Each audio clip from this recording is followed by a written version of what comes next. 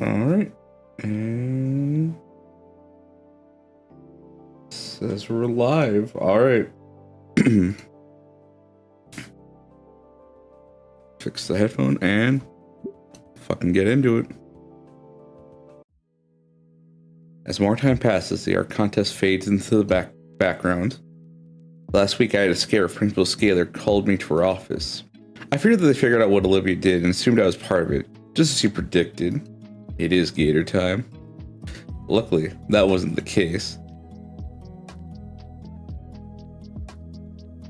Instead, she wanted to inform me that they had no leads as to who could have done the swap, and since it was tampered, it should be removed from the contest. We are back. We're so back. No skin off my back, honestly. As compensation, she gave me one of the runner-up prizes. A coupon for some pizza from some Italian restaurant called Dino Mo's. Not the biggest pizza fan, but not a bad prize to get after all this. Saving it for a rainy day. However, I found myself in a conundrum of my own doing. My peers' concerns about my entry were resolved, but I hadn't accounted for the new questions about my portfolio. My paint portfolio. The few times I showed off my photography work, they'd be mildly impressed at best. They were never upfront about it either. No, instead I got the runaround. Oh, yeah, these are nice, Inco. Not bad, but, what about what you did for that contest? Can't be mad about it. It's just another misunderstanding.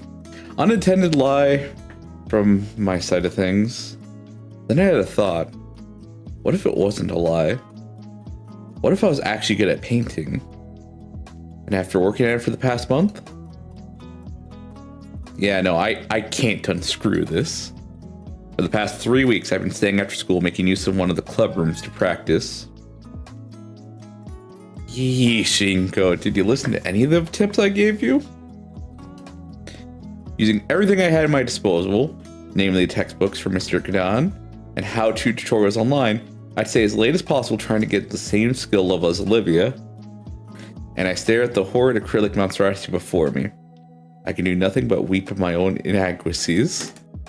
Not actually weep, but squinting at the Lovecraftian horror before me, and I can maybe see a little progress drowning in the madness of my excess paints. Olivia had made good on her promise to teach me around the time I asked Mr. Gadon to borrow the keys to the spare room. And while I memorized all of her teachings down to the letter... What am I... what am I even looking at? Are you trying an abstract sort of thing here? It was an attempt at a self-portrait, actually. Could possibly post it online and some rich asshole would buy it. Is that good? No. Never trust the opinions of people on the internet. I learned that the hard way. After a brief period of awkward silence, I let myself collapse on the stool behind me and toss off the oily apron in frustration. At this rate, I'm gonna be a double fraud or something. Splat. I didn't even have the energy to get angry. Probably looks better now, at least. How did Olivia get so good at this? Olivia, please, you gotta have some actual advice for me. She quietly hums to herself, slipping away a notebook she'd had splayed across her lap into her nearby bag. Well, when I want to draw, it's usually because I got something on my mind. Well, like, inspiration? Kind of. More so that I envision something. I want to put that on canvas. A muse, then. I don't get it, but the door of the studio flies open, and Damien quickly storms inside. Inco, Olivia, are you guys here? He takes heavy breaths as his vision darts around the room. After a moment of surprise, I raise my arm to catch his attention. Damien, what's wrong? The hyperactive Dilophosaurus spots me, taking a final breath before jogging over. Guys, I need to ask you something. What, is everything alright? Is something happening? I can't help but panic. I've never seen Damien this flustered. Do you want to come to the arcade with me and Liz? Is that it? Yeah, that's what I said. Wait, when was this decided? I thought something bad had happened. Nope, just asking. Liz already has the car prepped and everything. Oh. I probably should have expected that, but still. How do you know we were here? I did. I just kept opening doors until I found you two. I've been at it for a while, actually. Damien eyes dart to the canvas that lies on the floor next to me. You work on your next masterpiece? Ooh, painting sideways is probably one of your trade secrets, huh? Olivia hides your snicker for hand. Don't worry, I won't tell a soul. Yeah, that's right. Don't tell anybody. Down, boy. I lean down to pick up the canvas and place it upright. Designed to remove the ugly painting and place it in the corner of the room to dry. Anyway, how about it? To the arcade? The olive Baroness fades, her brow lowered in contemplation as she considers the question. The arcade, huh? It's not like I had any other plans today. Sure, why not? Alright, let's go. Wait, don't just... Come on. Inco, Olivia, there you are.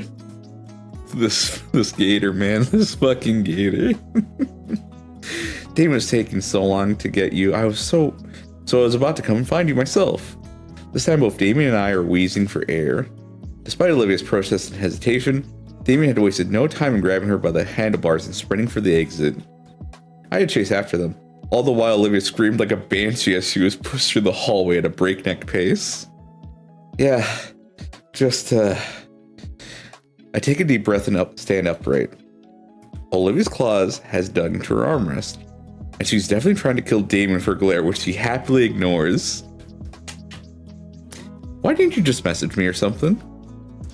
I wanted to, but didn't want to ruin your concentration, man. So instead you kick the art room door open. Yep. Liz had the good grace to look embarrassed on Damien's behalf. But yeah, gave you a little bit of extra time, right? You've been staying late forever now. I can't hide the wince. It hadn't occurred to me that more people would note. Oh, jeez. I relax, not like you're the only one. Yeah, I sometimes need to stay behind for student council and club meetings. Right, sure. So, come on, the car's in the student section. The Dino Duo will start toward the student parking lot, heading towards the rather old but well-kept sedan. Olivia grumbles silently to herself but follows after nonetheless. Come on, dude, it'll take a few minutes to get Olivia in and then 30 to get to the arcade. It won't take that long, damn it. Olivia huffs and wheels herself to the passenger side, opening the door for herself.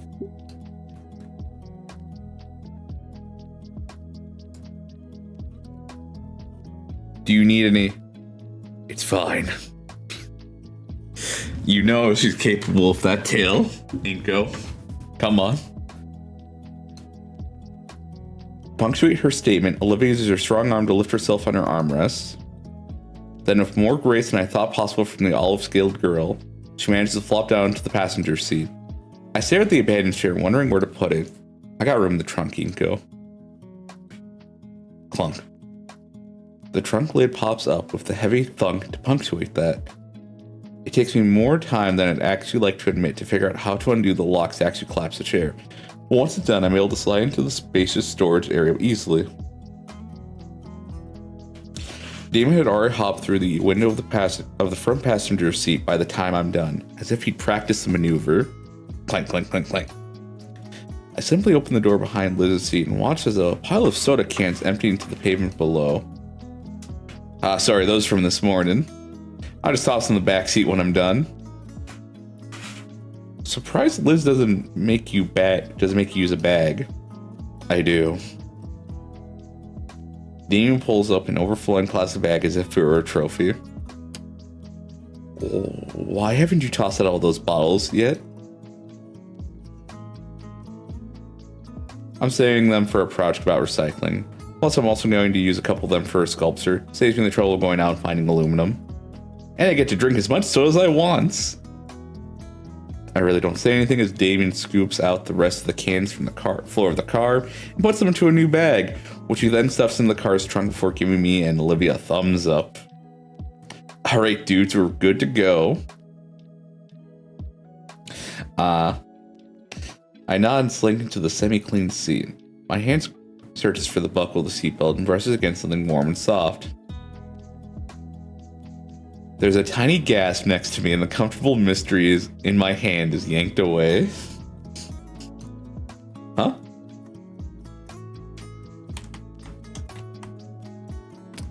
Game, give. Thank you.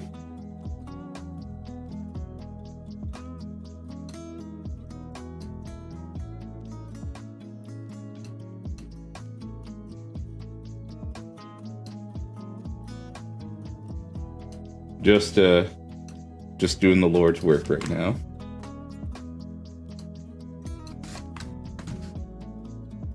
There we go. All right. Huh? I look to Olivia, her hand held to her chest. Her green face has a scarlet tinge and a mirror shade eyes glare holes through my head. You okay?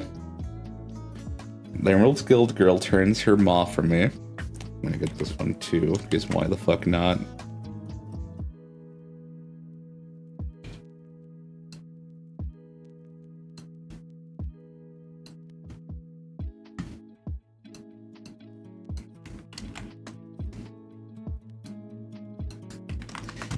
Taking screenshots at a VTuber model debut, cringe.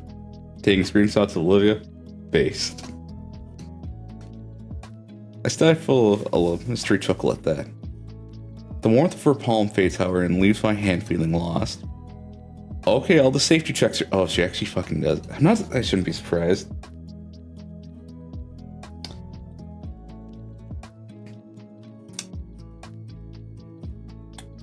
I think I've only done a safety check maybe like 7 times.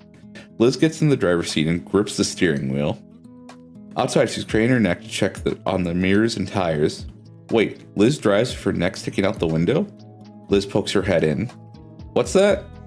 Her neck snakes inside and coils around the hook in the middle of the car. Then in practice motion, her neck continually coils till her head sits on top of the neck roll.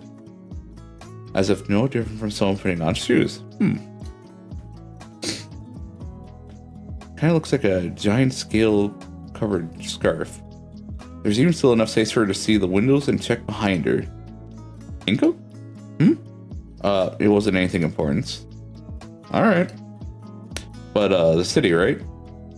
I'd actually been wanting to see it a bit more up close for Decon's class. Do you know how much gas money I'd burn through to take a detour around here? Good, because neither do I. Let's do it. Hey, what? No. I barely have enough as it is. The view on the way is fine. I'm looking forward to that as well. You sure? Yeah. I'll find some stuff I remember along the way. You're my tour guide now? Don't make me change my mind. Nope, I don't want that. I want this.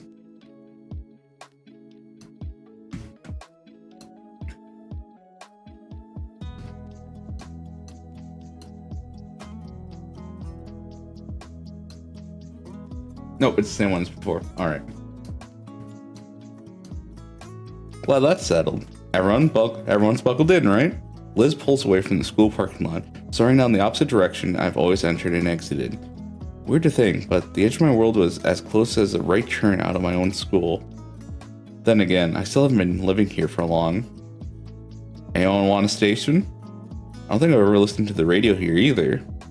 Liz and Olivia hardly seem to glance in Damon's direction as well. Suit yourselves! Within the span of a few seconds, the natural ambience of the road is replaced with a loud sound of decades-old rock music, sending vibrations throughout the car and everyone in it. Just as fast as it comes in, however, it stops as Liz haphazardly yanks the volume knob counterclockwise, toning the music down to a bearable level. Damien frowns for a moment, but he doesn't seem to contest her decision. What the? Turned off all the notification tips for messages and calls, and between all the people I message, there's only one who isn't inside the car. Checking the screen, I see. Any song quest D, man? Any song quest, man? Seriously? I don't know, David. As long as it isn't twangy country music. Sure. Wait, you've been texting? How long? Yeah, since like the first week. Olivia? You looking for something? You're probing your prod and you just don't want to say it? Come on. Just say these words. Come on. Just a few simple words, Olivia. Come on. What the heck, dude? Let me see your phone. I hand it over. Open on the contacts creations page. She taps the first few numbers and pauses.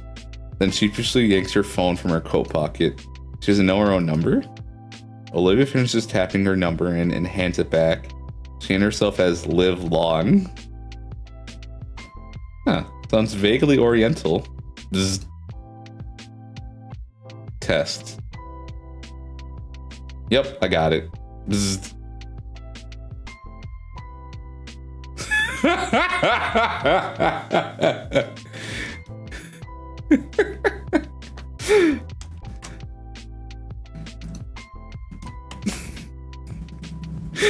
Oh my gosh. God bless this girl. She's great.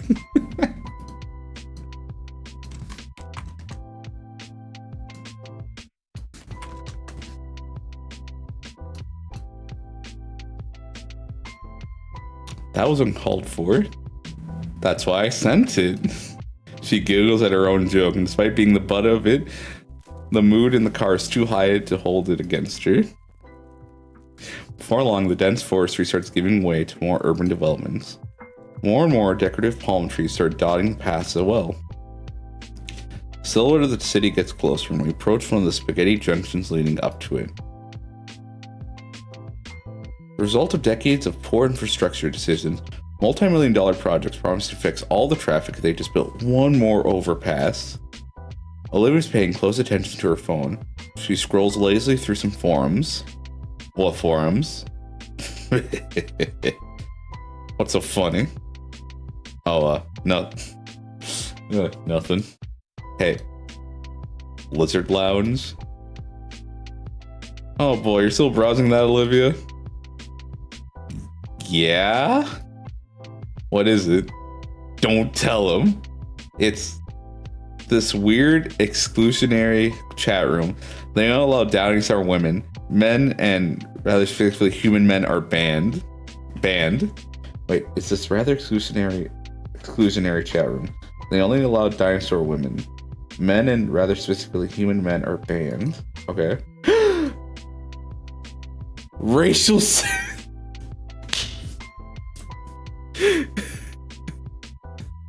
Why does he look like he's popping off?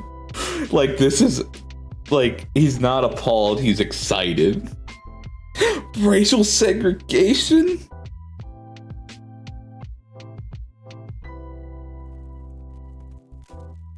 God. Saving that for later. Olivia showed me once. The people on it are really weird. Humans are banned? You weren't supposed to tell them. It's the last safe house for us on the internet. Oh my gosh. I think there's probably a better place for that online for you to associate with. Tell me about the racial segregation. It's not that. It's just how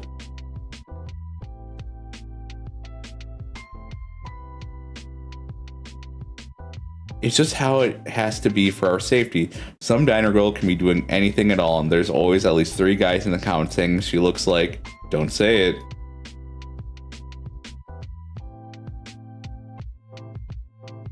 They also really bring down the quality of the site. Let's explain the rules that humans have 1/5 the attention span of dinos.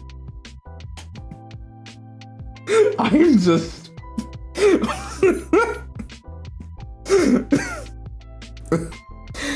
Ooh.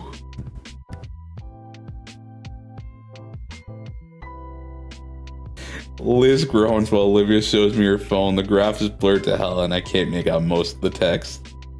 I don't know how I feel about all this. It's not to get Inco. Come on, Inco. Come on, Inco. You're just with 3 dinos in a car. And you're the only human. Come on, Inco. What's not to get?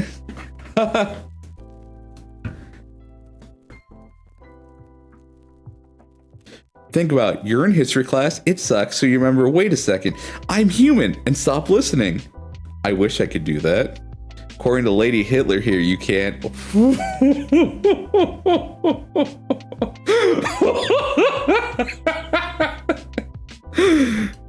It's just a funny group of women, like, they're just like, for real.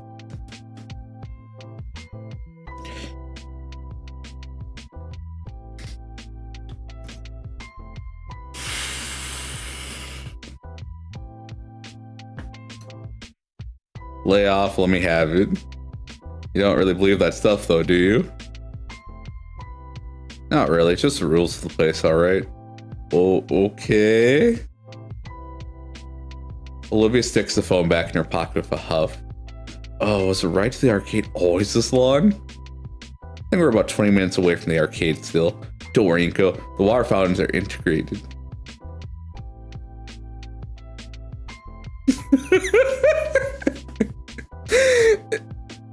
The comedy of this is just his fucking face. He's just so excited. Shut up. Damien cackles to himself. Alright, I hope the place still sells those hot dogs for just $1. There's no way anyone anywhere sells hot dog for $1 anymore. Yeah, but they did. It was great. Olivia and I would save our lunch money to just go here instead after class. I don't think I'd trust it if it were still that cheap, honestly. You ate a hot dog off the floor once. That's different. Damien fills the air with old tales of his and Olivia's adventures in the arcade. She'd occasionally chime in to correct him on whatever over-embellishments. Even as the last remnants of suburbia melt away and skyscrapers overtake our view of the outside world. Finally, I'm in the big city. Here we are. I'm most disappointed when we pulled to the arcade parking lot. I'm sorry.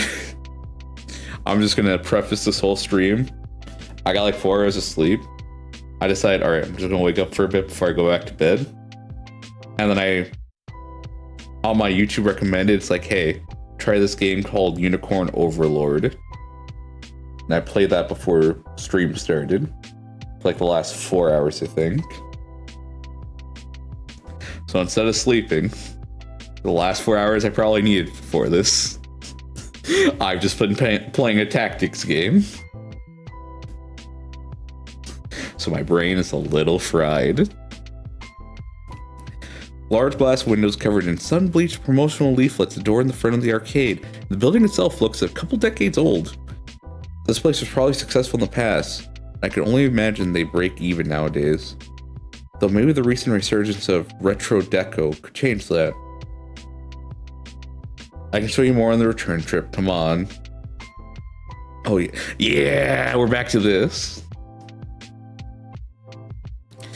I think they used to have photos, if I remember right, the backgrounds used to be like this in a Snoot game when they weren't in the school? Let's not think of a different game. But this does look oddly familiar. Guess you must have seen my brief hesitance. Liz unlocks the trunk and I hopped out to get Olivia's chair. As I attempt to heave the thing out of the trunk, it takes considerably more effort than I like to admit. Now how do I unfold this blasted thing? I think there's a release button right... I checked to make sure that all my fingers were intact. I can see Olivia snickering through the passenger window. Inco-san, you have much to learn. Observe.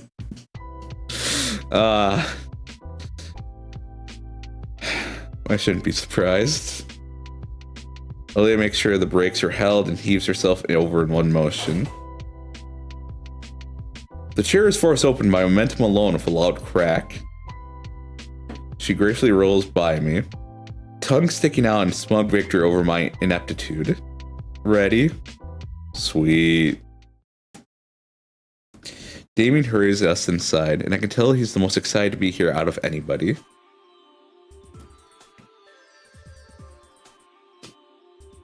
Does your... What is that? Does your lover... No. Poor fish, try again. Clammy, harmless, mild, naughty but nice, wild, burning, passionate, volcanic. Dude, this place is the bomb. We used to scrounge for chains to come here after school. This place is a buzz of activity. Flashing machines all competing for attention and gamers excitedly conversing. I lean in a bit closer to Olivia. It's pretty dang loud here. You gonna be alright having to speak up more? Of course I am. What do you take me for, kid? Sorry. I appreciate the concern. Liz scowls as she peels her boot from the floor with a loud... Damien, you could have warned me about... Damien's taken off toward a nearby coin machine. Fistfuls of bills at the ready. I could have told you too. I've been here before. So why didn't you warn me about the stickiness? Olivia shrugs.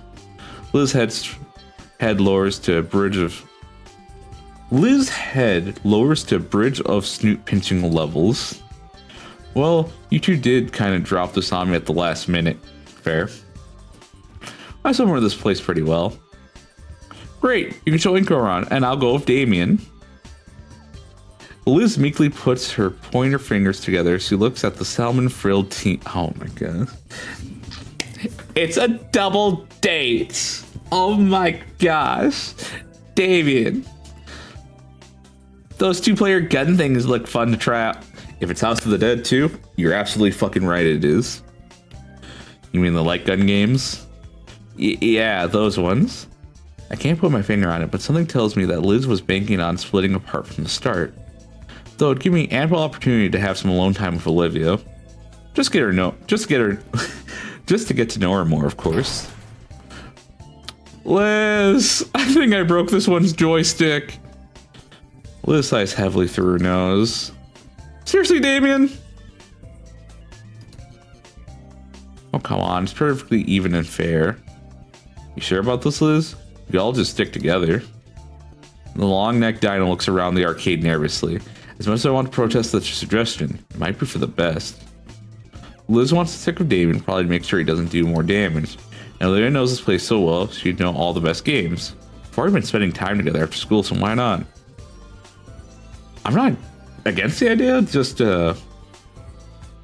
Alright, glad you agree. Liz takes this as her cue to leave, and she quickly pulls Damien away, deep into the arcade. Meanwhile, Olivia begins to roll ahead, but stops and gives me an annoyed look. Come on already! Right. As soon as I step closer, Olivia resumes her casual roll down this aisleway. Olivia's eyes seem... I really like this music. It reminds me of, Mega Man X Command Mission, the RPG for the GameCube. It feels like, yeah, it just feels like one of the dungeon songs that go on in the background. Olivia's eyes seem distant as she looks over the various game cabinets in the room. Silver irises dancing to and fro, a soft hum resonating from her mouth. I try and follow where her gaze lingers, but she seems to be constantly drifting to something new every other moment while deep in her own thoughts. And as we carry on slowly, the creeping awkwardness in my stomach gnaws away at me. It's not that awkward, she's thinking. I have no clue what to do right now. The point of this excursion was to relax. It feels rude to interrupt her, but she definitely knows better than me. Say Olivia. My voice brings her back to the current moment with this starts. Her hands maneuvering her chair around to look at me fully. What games should we try first? The Barryox shrugs her shoulders. Anything. Okay then, how about one of your favorites? My favorites? Yeah, you used to come here all the time. I'm sure you got some of you prefer. The look of surprise from her is quickly hidden by her turning her chair back around. Fine, my favorites then. My favorites.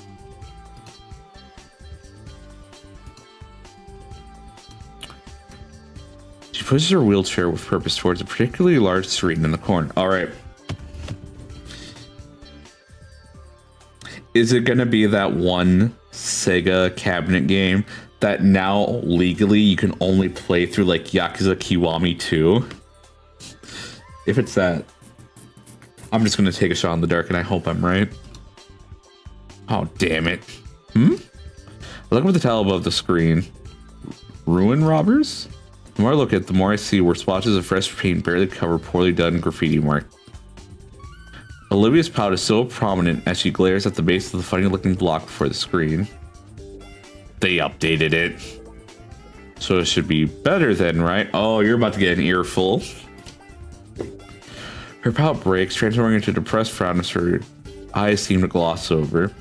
I follow her gaze to the metal plate at the base to try and understand better. She even looks pretty well maintained, if you ask me. Something wrong with it? They added a foot pedal for the cover action. I test the plate, feeling it sink down, and notice the video demo on screen change to a screen with a bunch of ass with numbers next to each instance. This sucks. Olivia's hands curl into a fist as she glares at the machine. A twinge runs through my chest when I look back at the frustrated Dino girl. One aspect of her favorite pastimes has been changed in a way that almost robs her of it. The thought strikes a painful chord in my heart, though I know I had zero hand in the game update. All the same, to see the clover-scaled girl look so morose. I turn my eyes away to my feet, the sensation leaving as I do, and a flash of brilliance overcomes me as I look at my loafers. Hey, I got an idea. She cuts me off with a growl. I know what you're gonna say, and the answer is no. So you're willing to give up just because you can't play it easily? Yes.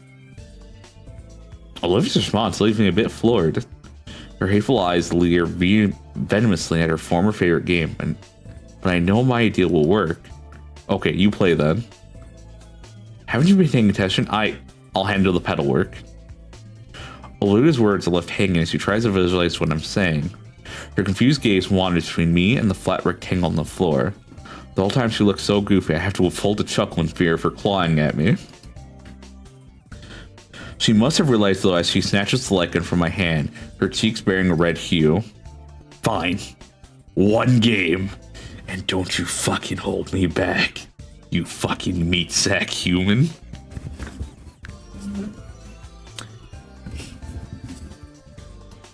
She looks at the lichen in her hand, takes a deep breath.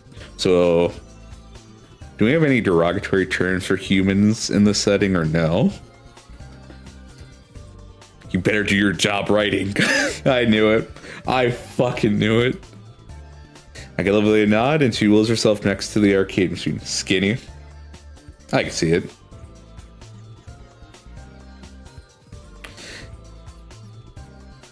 Gimme. She reaches out for my hand and goes to take it before I can respond. She takes it for a split second, then moves down to grab my wrist instead. Her scales are soft and cool. Hit the pedal when I squeeze. Capiche? I nod in affirmation, and Olivia blasts a start screen to pieces. Not so tight. Dude, hit the damn pedal. It's like playing with controller lag. Inco. Sorry. Holy crap, this is worse than I remember. Hi, it's me. I'm Guy That Makes Sense. Here you can see I put the respawning enemies in front of a place you're forced to cross. I came with this deal while eating a bird. I don't even want to staple my ears to me. Fucking damn it, not again. This game sucks. Wanna play again? She's a bit intense. When Olivia finally releases her grip on my wrist, I feel my blood rushing through the imprint she left. We end up playing 4 or 5 games total. That's probably enough. I'm gonna move on. You? Are you sure? I don't want to keep you here all day. Olivia looks over the machine one last time before sliding the plastic gun back into its slot. I'm still a little disappointed they changed it, but This game sucks. Wanna play again? Wow, this is your dream girl, ain't it? Yeah? You got something to say, white boy? I didn't send you all those screenshots for fucking nothing, Pivot. Thanks. Alright, there's better games around anyway. Let's go. A stray thought. From before I really got to know Olivia, careens to the forefront of my mind. Sometime along the way, people started calling her Hot Wheels. Don't remember who or when, but I do know it's proof she got that fire in her. A fire in her. Forcing her away too far, my hand takes hold of one of her chair grips and jolting the dino girl from her sullen stupor. Say, I got any ideas, Hot. You just want to die today, don't you, boy? Say, I've got an idea, Hot Wheels. Why don't we try the fighting game you're so good at? The fighting game... Olivia's jaw clicks shut and her hands ring together tightly. Arcade cam can't change, right? If they added fucking foot pedal to a fighting game... I mean... Her gaze turns towards the opposite... Her gaze turns towards the opposite end of the arcade, and I can hear the loud hollers of competition from here. Come on, Hot Wheels, what do you say? The name seems to invigorate her. Her glacier iris is hardening and her ivory claws touching at her wheels. An eerie grin creeps across her features, tongue polishing an incisor as her predator eyes latch onto a particular cabin in the far side. Alright. Is this going to be bootleg Street Fighter where they had Chun-Li fire out the missiles? Or... I wonder what's going to be. Olivia picks a direction and speeds off, partaking the sea of sweaty dinos and leaving a small space of safety in her wake. After a short while passing through some digital pachinko machines, she looks back at me for a moment as if to confirm my presence to say, "Don't lose me." Then yanks her wheelchair to launch herself through the building towards a new destination. Hey! Finally gave chase, falling as best as I can while avoiding the rest of the awestruck players that just witnessed the high-speed dino girl shoving them aside in her wake.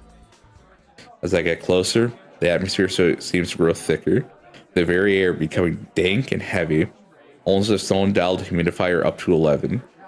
For a second, I would stop my tracks, catch my breath, and try to cool down as my shades begin to fog up. So this is the power of the fighting game crowd. Oh, I must reek to high hell in there. I've heard things, but I thought they were jokes.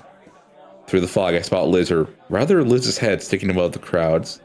Yo, you found us! Getting closer, Damien and Liz's head come into view. Olivia stops and checks one last time, then they get washed away in the crowd. She then moves past Damien and Liz, coming to a screeching halt next to a particular cabin that's occupied by someone else. She removes a shiny coin from her pocket, placing it firmly down on the controls with the current player, who hardly glances at her. As I step closer, I'm able to overhear the exchange between the two dinos.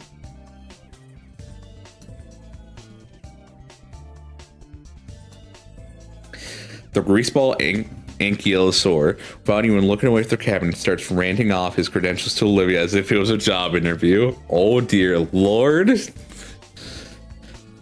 You know I'm the best Jurassic player this side of Volcano, right?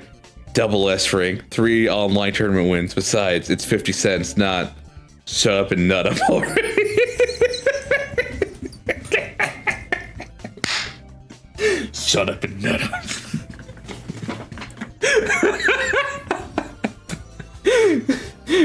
You're right, Privet. This is my girl. Jurassic player. Oh god.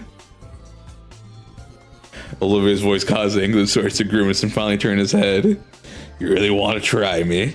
Look, Tiny Tim, you... No, I want to read that.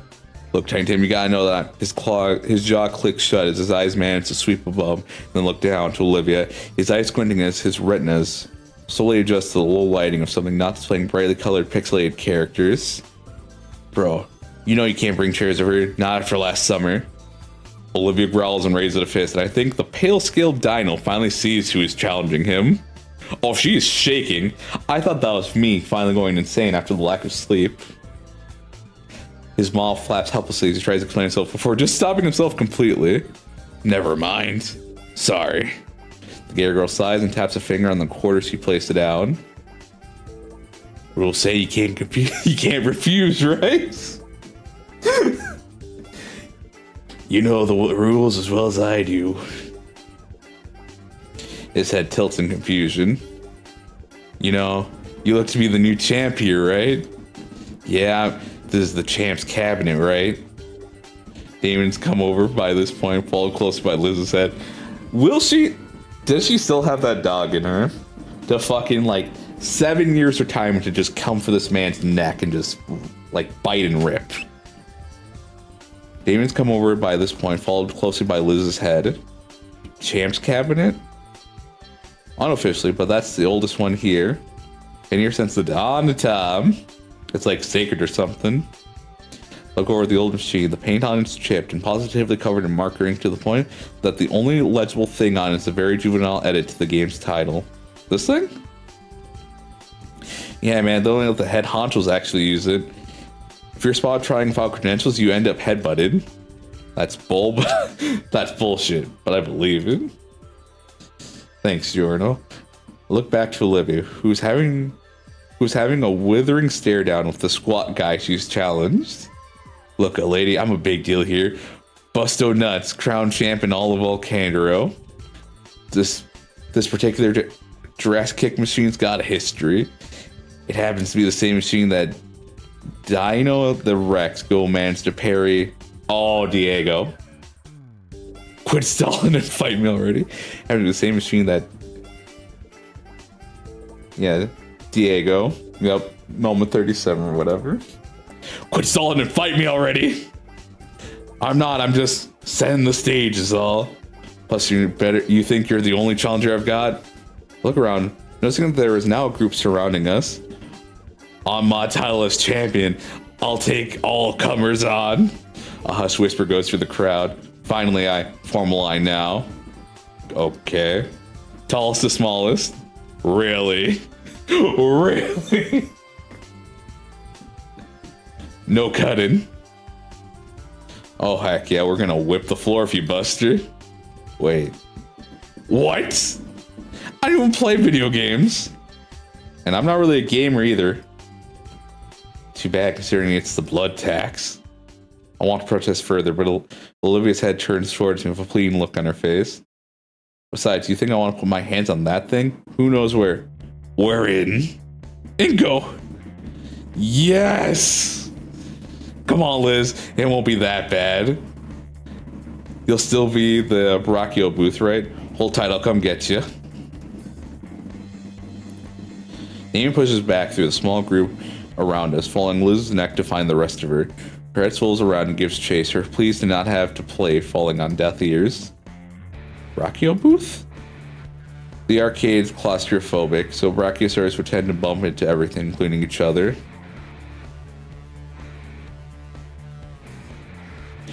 There were some lawsuits, and now there's a few platform places where people like her can sit and reach everything. There's even some water fountains attached to it. Doesn't stop things from getting tangled when there's multiple, but it's something. Huh, lore. Yeah? Fuck yeah, I take it. In the end, Liz must have relented because she settles up to the rest of the group. Fine, let's just make this quick. Liz reluctantly steps forward towards the arcade cabinet, a crooked smile forming on the self-proclaimed champion's face.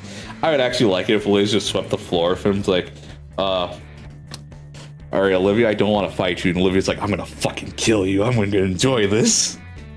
It doesn't take long for Liz to completely lose. The large Ankylosaurus hands move like blurs so as they dance across controls, pummeling their digital opponents into the ground. As boastful as he was earlier, he at least proved that he was skilled at Jurassic Kick. The screen displaying perfect after only a minute against Liz. Liz crosses her arms and starts heading back to her old seat in the booth, head in tow with a pout. Buster leans his head back against his clasped hands to show that was no big deal. Next victim. Damon struts to the cabinet and jams his hand in his pocket for his change. Is there a whole piggy bank in there? Haven't seen your group around before. tourist? Ooh, those are some words. Oh no. Liv and I used to come here all the time. Life's been tough, so we got some friends to come along on this little trip down memory lane. Lighten the mood a bit. This place hadn't changed much in all these years either. He hoists the quarter high and jams them into the slot. Once more, the screen lights up and the character selection music bursts in. Buster considers his selection and ultimately chooses the same character. Damien jams in the mud and picks... What's with that death glare? Damien just picked a counter to his character. Probably expects all of us to be beginners. Buster does seem a bit more tense now. Been a while since then, though. Her explanation is cut short as her words take on a scratchy quality to them. Hey, you okay? What? I'm fine.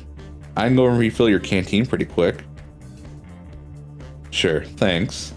She reaches behind her and hucks her severely dented water bottle from her chair. There's something to look into for Christmas. The Buster guy said there was water by the Rankia booth. Although I can't imagine the water here is very good. Christmas? What? Whoa, what am I thinking? I haven't gotten anyone a gift like that before. Focusing, go. You're just getting some water. I head deeper into the arcade towards the center, passing through the aisle lit by game screens. You guys are done already? No, just refilling Olivia's bottle. Guess I'm gonna miss Damien's match. Say, Liz, this sticker here, what is it? Her head comes in close as she eyes the weird brand in the canteen. Oh, that's from some really old show. Like, back in the 90s old. Why? Just curious is all. Well, I never really asked Olivia about it. Maybe I should. Sure, I think I can recall watching a video essay about it once. But I can never really get into the older stuff. The animation always looks so choppy. Recapping the bottle, I lead Liz's head back to the fine game selection. It's surprising that Damien and Buster are still playing, this time both of their heads slamming furiously on the controls. The crowd is even formed around the duo, exchanging low whispers as they watch the old CRT screen. I pick out Olivia at the front of this crowd, close to the cabin, so she's able to watch clearly. She's hyper-focused to the point that when I swish the ball in front of her face, she just leans over to keep watching. Nice. Evil it is, then. I hold the canteen above her muzzle and carefully tip it over until a few drops fall on her face. Her tongue laps around her lips and swipes up the nourishing droplets before glaring at me. Hey, here you go, fresh from the latrine. Har. She takes the ball and downs most of it right away before clearing her throat. Thanks. How's Damien's match going? Well, he's getting too aggressive. He is? Yeah, Buster picked a rushdown character, so Damien picked a zoner to keep Problem is that zoners are notoriously bad when it comes to footsies, and are even worse with mix-ups, which means that if Buster is able to get into Damien's hurt box, he can get super punished and might even lose a set in a single... Wait a second, I'm human. So Damien has to keep his distance. It's not looking good for him. He's probably going to... Oh crap. Olivia and I watch from the sidelines as, over the next few seconds, Buster pulls off an impressive series of moves that crushes Damien's character into the ground. Almost like he was waiting for us to get back. Oh, he actually knew how to play. Buster jams an accusing finger my way as so marking me for death. You're next, white boy. Damien's expression carries a hint of disappointment as he steps away from the cabinet. Blake quickly peps up and reassures his jovial self. Just me and Olivia left. I nervously step up to the cabinet. A plethora of characters in various fighting poses stare back at me, each with their own promises of victory. I recall an old saying Coach Sully had said, "If we do not know what we are doing, the opposing team certainly can't anticipate our future actions." I tap my joystick over till the large question mark in the middle of the screen is highlighted, to the astonishment of spectators and my visibly nervous opponents. The game begins. My opponent beside me, exceptionally calm as he manipulates his controls. Compared to me trying out every button stick input to figure out what the heck I'm doing. Unlike Damien, who at least looked like he was holding his own against the bloated Buster, I was getting the digital crap kicked out of me. Every attempt I made was met by my character getting grabbed and thrown in some ridiculously elaborate way. By the time the perfect announcement plays out on the screen, I can feel my wrist cramping from the crazy amount of button mashing I'd done in under a minute. At least I lasted a little longer than Liz. Don't feel too bad. I am the best after all. His snort-filled laughter grates on my ears as I walk back to my friends, all of them staring daggers at the pasty-scaled dino. The rest of the crowd are in an uproar along with him, and I can feel my ears heat up at the attention. Olivia's eyes are narrowed as she wheels herself into position, her tail lashing roughly against the ground as she waits for the laughter to die down and her turn to finally begin. Buster chuckles himself while cracking his knuckles. I just finished whipping the floor for your friends while hardly breaking a sweat. Just so you know you're dealing with, I'm Buster O'Nuts, achiever of octaves in the annual Jurassic Kick Wisconsin E Tournament, demolisher of Icaria, second best player of 2007-2012, the co-leader of the Midwestern branch of the Mighty Mams Gamers Guild. Wow, quite the resume. You won't look bad for ducking out, little lady. I bet you can't stand me talking to you like this, can you?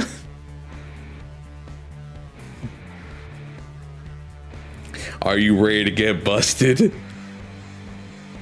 You're oh my! You're fat. You know, you can still back out of this. Olivia responds to encircling slowly without breaking eye contact with Buster, what I can only describe as a predatory leer. She then slams her fist on the start button.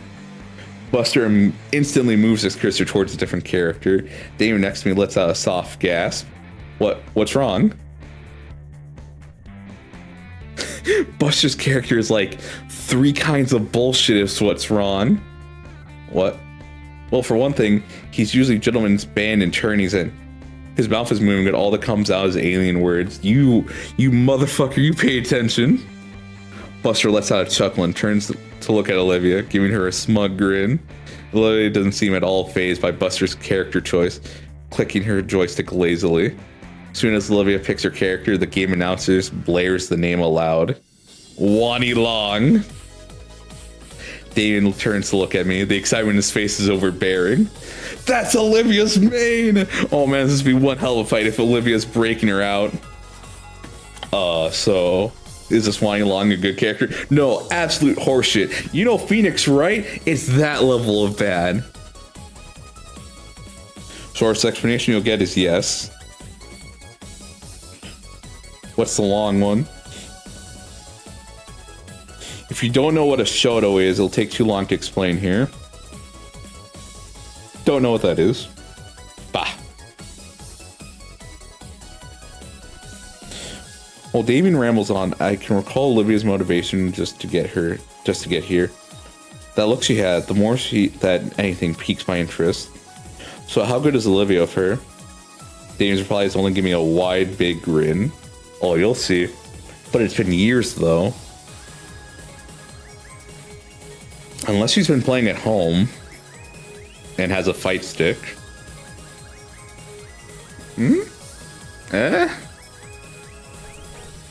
A loud soundbite from the cabin speaker signals the start of Olivia's match. Given the way Damien spoke of Olivia's skill like it was derived from an ancient scroll, I expected it to be a flurry of pixelated beatdowns and tactful controller play. But instead it looked like... You never forget the muscle memory combo. You know... I do kind of feel that with Reinforce because I am starting to remember how to do that without really looking at the screen. Now imagine doing that for 2,000 hours, if not more.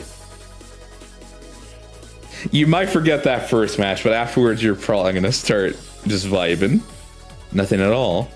On a large display, both characters are shifting back and forth, the joystick in Olivia and Buster's hand clanking about furiously. Honestly, it looks more like they're attempting to make their digital avatars tap dance. Ooh, are they wave dancing? Wait, did I miss something? I don't want to turn my eyes away in case anything happens. No, like they're trying to get a okay. Yep. It's like they're trying to predict the other to do so they can counter and steal the match.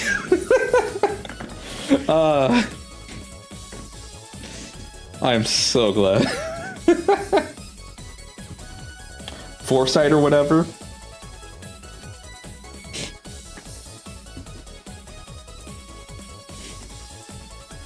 God, I love it. Oh, so like their size, there's a heavy crack and thump on the floor in front of me. Olivia's tail lashed to the base of the cabin, while Buster's Thagomizer had managed to crack into the concrete floor beneath him. On the screen, the characters finally made contact and sent each other flying in opposite directions. Behind me, the crowd started cheering, finally excited that there was some actual action happening. Damon was hollering next to me, cheering on Olivia with all of his might. Oh no, we are taking this.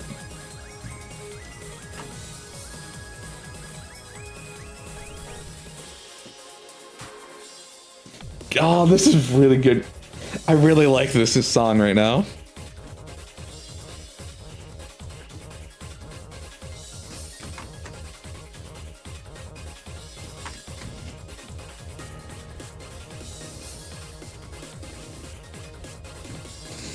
Oh my god. I fucking love this game. Though the excitement dies down again as the duo resume their cyber posturing. My eyes are between Olivia and Buster. Olivia's completely absorbed in the match. Her eyes are wide and full of killing intent. Buster, on the other hand, seems like he can barely contain his fury. 10 seconds on the clock. Olivia comes in clutch, punishing Buster's character with an impressive string of attacks. He manages to get away with a single pixel of health just as the time limit runs out. Winner, Wani Long. The crowd goes nuts as Olivia's victory is announced. Is this best of 3 or best of 5? It makes sense. As you know that, I can't help but cheer along with them. Olivia slumps back in her mobile seat and lets out a sigh before returning to her original posture.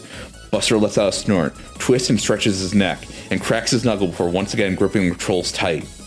Round 2. Clash and tear.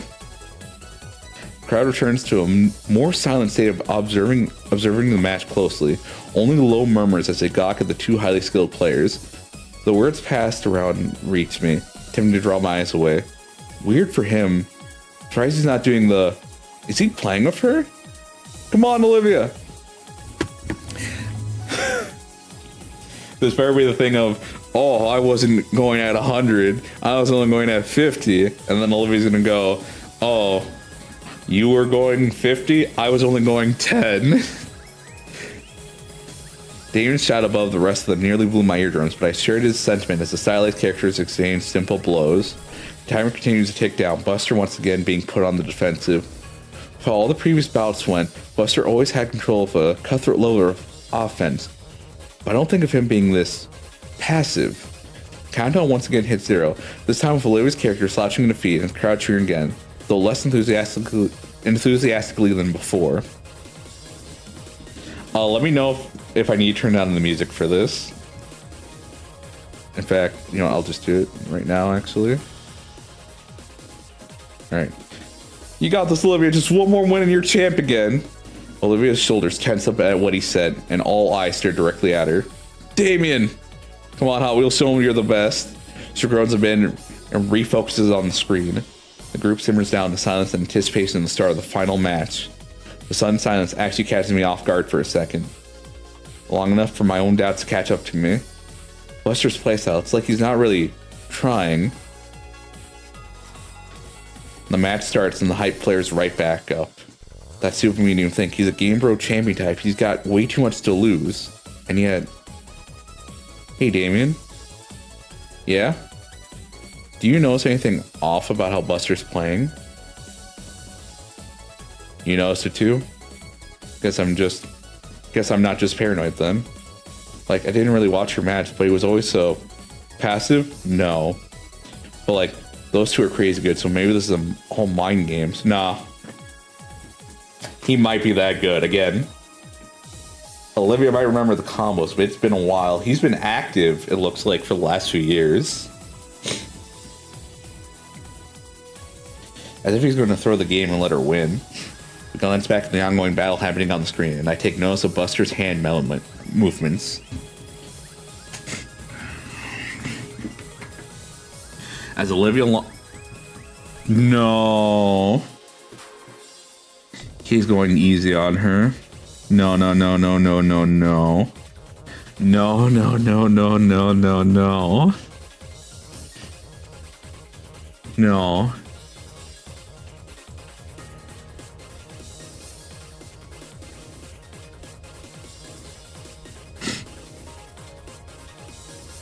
Please let it not be that. Buster hesitated just enough to let his failure get hit with the first blow. That's brilliant timing. This is crazy. Huh? That ends me all at once, like a freight train. Olivia Buster was looking down at Olivia. He didn't want to take her challenge. All the excuse he was giving. He's a virgin. I'll take this instead. No, I won't actually, because he's still not giving her a real match. Fuck him. But also, he's throwing the whole match, isn't he? Damn it. Even here, Olivia's right. Damien, I think he's taking it easy on her. You think so? Damien takes a moment to ponder what I said. Dang. Even here. That's what I was thinking. Should we do something? What, interrupt the match? Everyone else is having fun. The crowd whoops again. Only now it sounds a bit different. Hollow. Mocking. Damien's frills sag with concern. He turns to me. What we came here for is a good time. If she can't tell, what's the harm? Jeez. You know what I mean. Yeah, I do. I hate that he's right. I could stand up for her. I mean, just being there for Olivia when mine was getting on her went pretty alright. That was a while ago. I just don't know. I look over the crowd again. The match is about halfway done, judging by the ring health pools.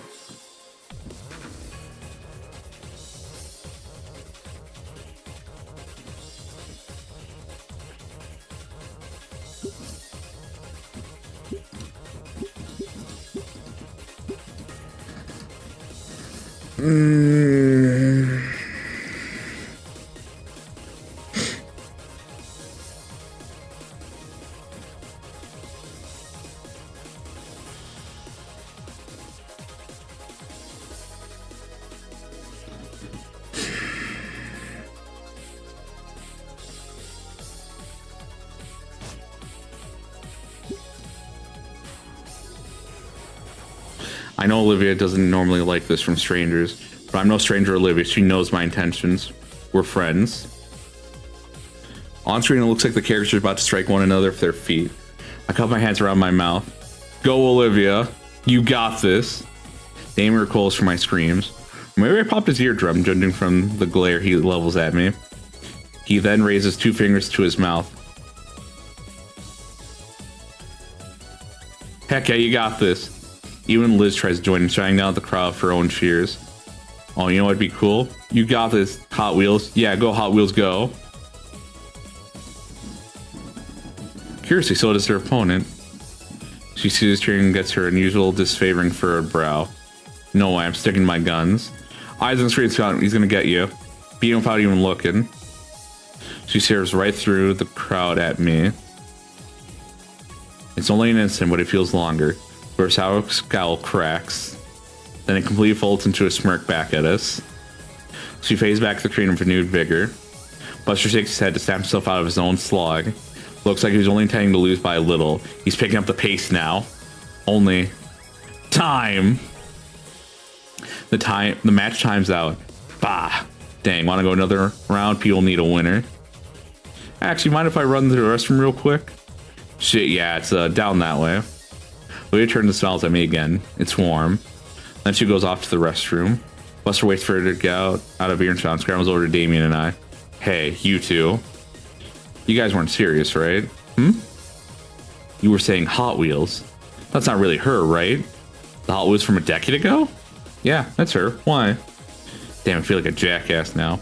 You were throwing for her, weren't you? A little. Your buddy Finhead gave me some sob story about her during our match, and I felt bad, okay? Wants to be known as the asshole that picks on cripples. Ooh, Buster's being hospital to a young lady. Oh, who the fuck shut the... Yo, Buster, you simping? Piss off. But yeah, I didn't mean any disrespect or anything. Crap, I know she had history here. Should be more respectful than that. He sighs. Well, you do now. I'll play for real. It's what she deserves. That's all we ask. Buster nods and turns with a thumbs up. He cracks his knuckle and neck in preparation for his first legitimate match of the day. You're still kind of simping, though. Shut the hell up, Dave! Olivia returns, slaying up to the machine once more. Thanks for waiting. No problem, ready? You know it. Good, so you're going down this time. They give each other one last competitive lead before putting all their focus on the screen. Just as before, Buster chooses the OP character, and Olivia picks Wani Long. As soon as the in-game announcer yells, "Fights!" Buster immediately goes in for the kill, the total opposite to how he was playing the last match. He catches Olivia off guard for a moment, leading her character to eat a massive combo that takes away a good chunk of her health. True to his word, he isn't holding back this time for Olivia's sake, dealing her the same level of beatdown brutality he gave to the opponent before her. This seems to only invigorate her, putting her skills and hands into overdrive. Even though Buster's going at full force, Olivia still managed to get Wani Long to land a few punches and kicks, along with evading some attacks. The crowd seems to notice the reappearance of Buster's lethality, causing an uproar of cheering and whoops. Damien, of course, follows suit. You got this, Hot Wheels! Kick his ass! Can't let him be the only one, right? Show him why you're the champ! Unfortunately, not even Olivia can beat Buster's true fighting skills, unlike his previous opponents. KO. Bold wins. The crowd has a mix of groans and cheers and excitement at the ill-fated defeat of Olivia. Buster crosses his arms, basking in his self-pride of being legendary Hot Wheels. Damn, you really handed my ass to me. Didn't I say I was kind of a big deal around here? Yeah. Though I gotta admit, you gave me a real challenge. I see why you were known as the champ. Thanks. If you're up for a rematch, you know where to find me. With that, Olivia makes her way over to us, a smile beaming across her face. Alright, who's next? We exit the crowd into a more spacious part of the arcade. That was awesome, Liv. You really gave him a run for his money.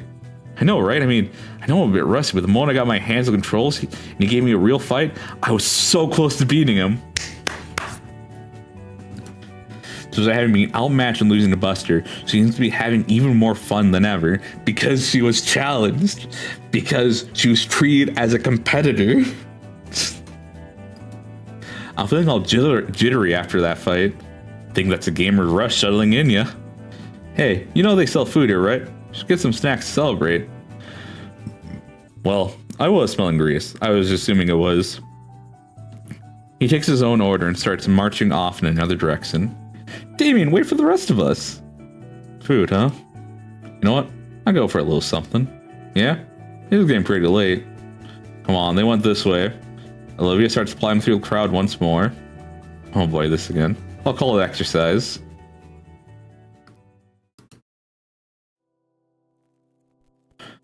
The snack bar is a small cut away from the rest of the building, segregated by different style tilings and brighter fluorescent lighting. There's not a lot of options aside from what you'd expect. Pizza, ice cream, chicken strips, pickles, and the like. Oh, that reminds me. So, in my high school, they had, the concession stand where they sold food. And one of the things they'd have is pickles. And it'd just be in a jar. Like, they just take it out of the jar and they just give it to you. Like, they didn't even hide the fact that they just went to the store to pick up some pickles and just, hand it to you. It's interesting that people can just eat pickles by themselves. When Damien asked for 2 slices of pizza, Liz got excited. Then when he got the food, however, he was already eating one while holding the other. She seemed really annoyed, but took his offer to let him pay for her food.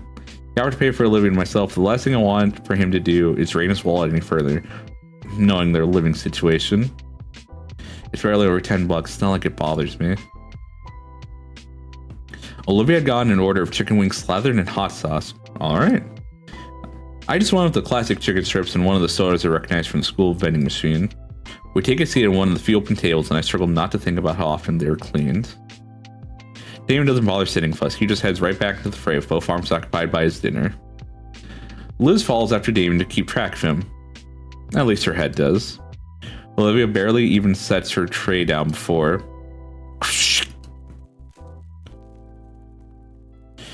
I I subtly shift myself away from the maelstrom of molars and claws. Dan probably said he'd cover the meal because he knew Olivia would get, like, this. Sheesh, Hot Wheels. Would you like some actual meat on that? I didn't think wing bones could get that big. Olivia responds by snapping the bone in two between her teeth.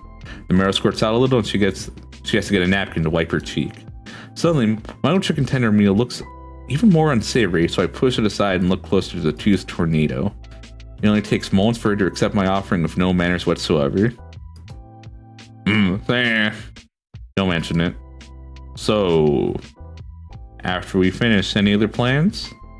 Olivia ponders my words while rolling a bone around her mouth like it's a lollipop stick. Just a chicken bone, Inco. An oddly large chicken bone. I don't know. I've basically done all I wanted to by now. Damon's probably got another 20 minutes before he burns out. I'm cool to hang here, unless you want to do something. No, I actually don't play games much. I had fun playing a few, though. Olivia looks away for some reason. We should do this sort of thing more often. Yeah? Of course. I've never had this much fun outside of my previous schools, mainly because I've never had many friends to hang out with. That's kind of sad. It is, but it looks like moving here was a change for the better. Plus, it's just fun hanging out with you. Though stained with sauce, Olivia's lips curled into a smile. And Liz is Damien too, of course. Though I have to admit, the way Liz gravitates toward Damien, it's almost like she had all this set up. What do you mean? Well, Damien and Liz are pretty close, so maybe she's using this as an opportunity for them to get closer? It's almost like we're on a double date or something. Alright, Inco. You said some magical words there. Blush.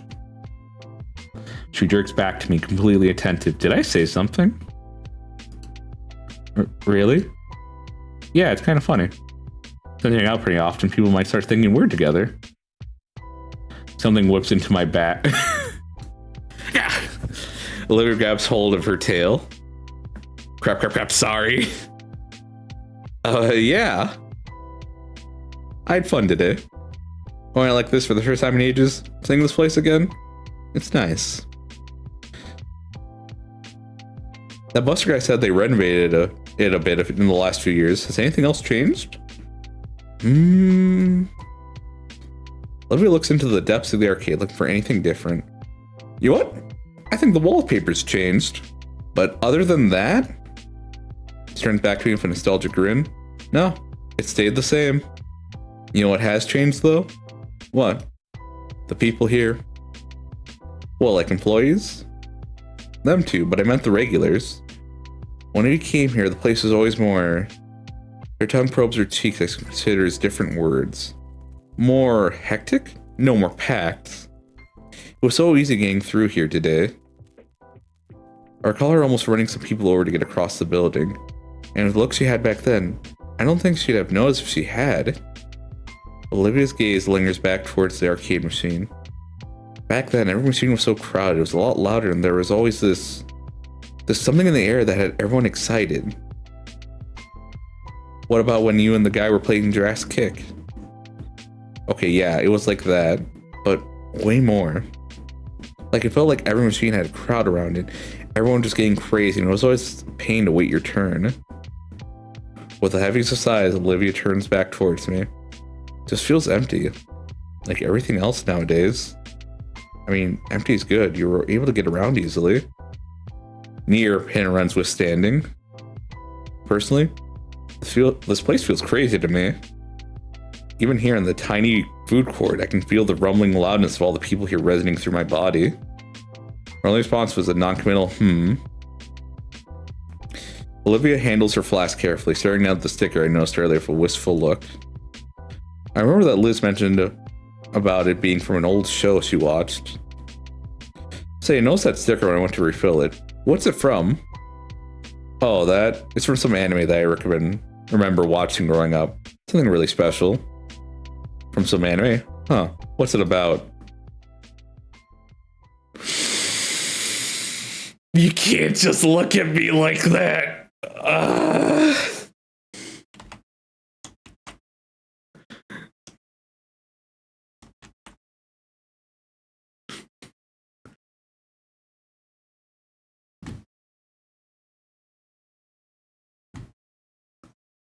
It was just some anime from back in the day. Something special. Oh, what's it about? You really want to know? Really?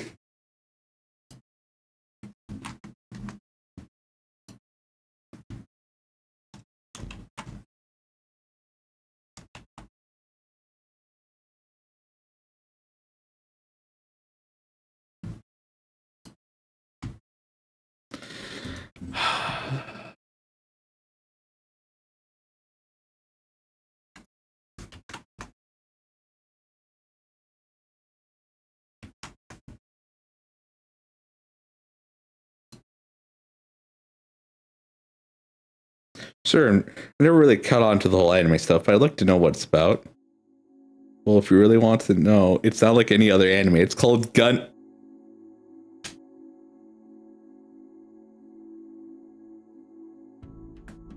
Give me a second, I gotta do this a little bit.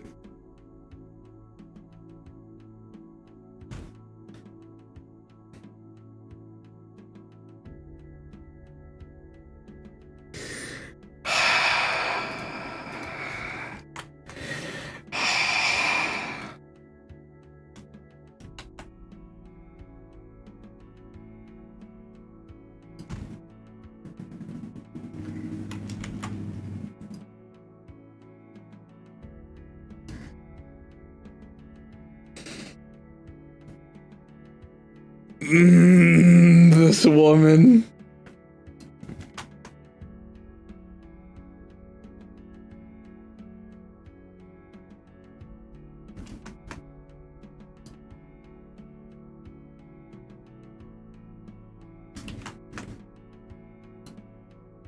This woman is really fucking tugging my heart.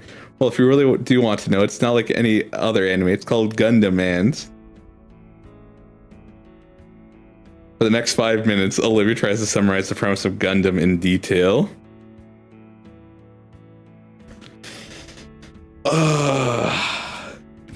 Nice. Given that I'm as clues to it as I was with the fine game terminology, the plot sounds completely esoteric. The sticker is sort of a symbol warning the faction of space noise.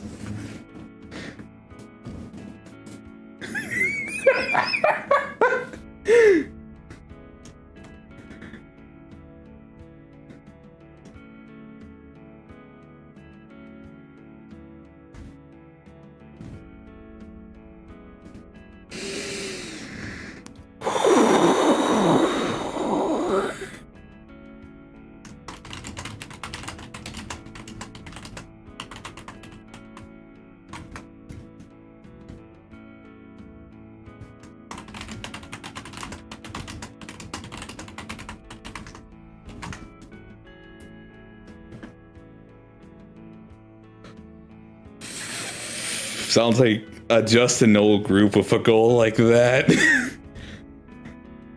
Watching her talk so passionate about the series franchise. Oh, that's a lot. For how long? Well, that's alternative universe stuff. Oh, and then there's this martial arts one. Is she talking about G Gundam? Is that G Gundam she's talking about? Shining Finger?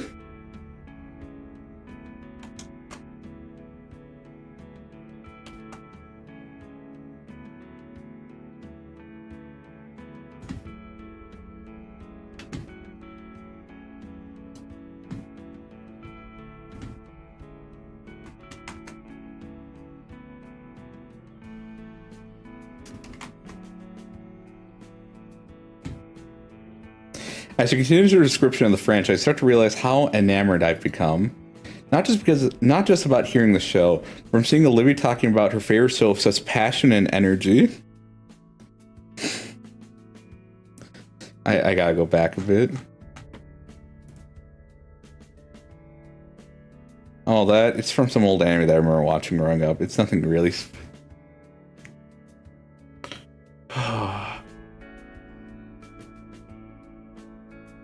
I do that I do that with. I got 2 to 3 shirts, I think, with like different logos from Ghost in the Shell. Or people had asked me, what's it from? I just said, oh, I just liked it because of the how it looked. I didn't want to get into, oh, it's from Ghost in the Shell. And also it looked really good. I find myself engrossed in her voice as she recounts a particular version of the anime, as she's even taken to emulating segments from the show. And in the end, he finally admits it, and it's one of the best romance Gundams done, and irked. She just realized she geeked out about an anime that apparently meant, oh, you know, it's not really anything special. And it's been like 15 minutes, if not more, of geeking out. Which one would this one be? And in the end, I'm going to send this to Corner and Pivot.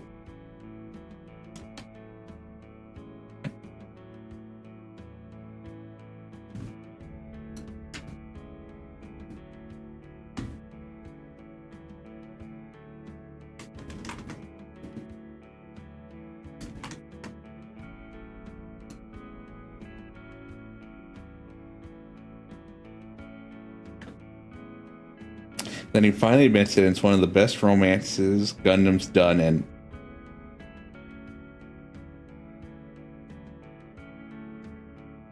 is she talking about Amuro and Char, or is it she's talking about Arm-Blade Orphans with the one? But it feels like, because that happens towards the end, doesn't it? Her sudden pause worries me. What's wrong? Nothing. Doesn't sound like nothing. Rather, given the roughness in her tone again, her throat finally ran dry. Need another refill? I'm good. She drinks directly from a canteen that had started this all off. It's been a while since she's talked herself dry like that. Is that the 6th? Is that?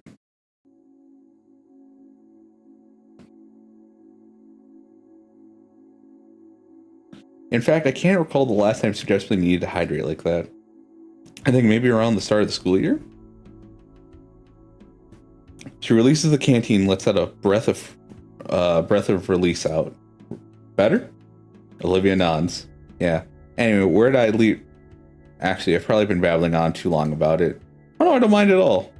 Nah, it's fine. Besides, you let me talk about my favorite show, so tell me about yours. Mine? I haven't finished anything, just mostly video essays about old shows.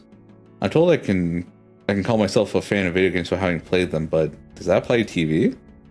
Olivia sure has taste. So you tell me exactly what kind of show she likes and why she likes it. I just know bits of trivia. No, that can be right. I've seen lots of things in passing. Like, well, shoot. I have no swag. I guess it's more time watching in-depth video essays about shows than actually watching them. And that's embarrassing. No, it's not. Okay, maybe a little. But it's never too late to get into it. See what you do or don't like. Next time you're at my place, we can binge watch the whole anime series. I like the sound of that. But if it gets too intense, we can always watch Power Raptors with Vinny. Hey.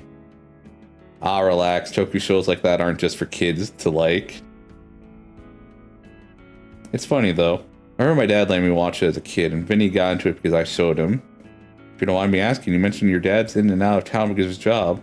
What is it exactly? He's on contract with the DoD. Wow, really? Yep. Been working with the Air Force since I was a baby. Normally he isn't called that often, but when he does, it's pretty lengthy. Weeks, even months. That must suck. It isn't all too bad. We still call each other and send messages. The work just keeps him busy. Well, that's good. He even trusts your folks' importance. Why do I feel sad now? What about your parents? What are their job? Oh, mine are joint partners and architects. It's why we move around a lot, and the main reason why we're here in Volcano to begin with. Now it all makes sense. Oh, no, don't look at me like that. What does? You know. She points to my shades and jacket. Having on a jacket and shades doesn't automatically make me rich, Olivia. Dude. Who else wears clothes from Abercrombie and Flint and has extra pairs of Ray A-Ban sunglasses on them? People in mansions, that's who. I don't live in a mansion. For your information, it's a 2-story complex with an automatic gate and I see what you mean. Now you get it, moneybags. Suddenly Liz starts waving her hands around excitedly. What the? Inco! Olivia! Damon comes rushing in, both arms filled with a pile of tickets. Whoa, mama, that's a lot of tickets. The other end is still trailing behind him. Damon, you got the jackpot to make a millionaire. This is probably like 1,000 tickets. I'm gonna go see what this gets at the prize corner. Come on. Holy crap. All right, yeah. You done eating, Olivia?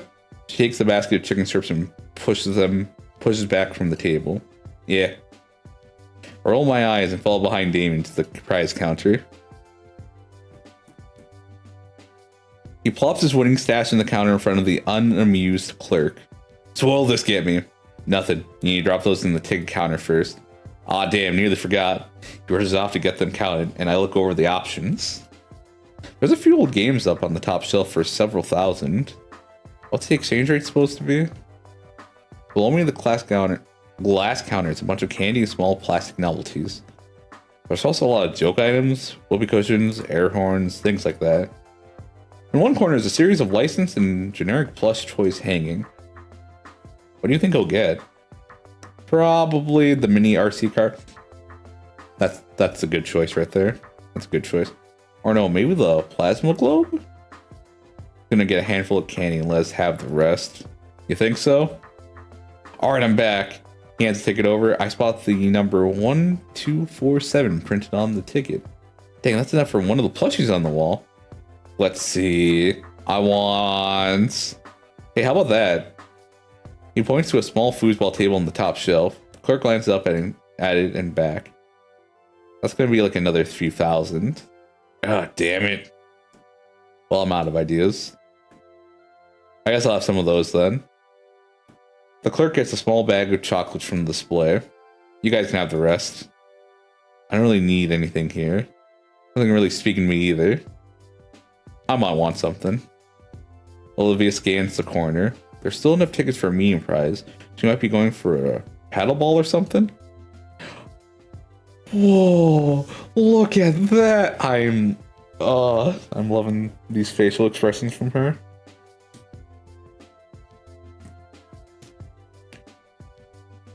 All right, what is it gonna be? She points to the plushie corner. The blue slug thing? No, next to it. There's a weird dark green thing hanging in the corner. Only one of its kind. I kind of want to drop kick it. What is up with you, Inco? Not gonna lie, that gator's kind of cute. It's even blushing.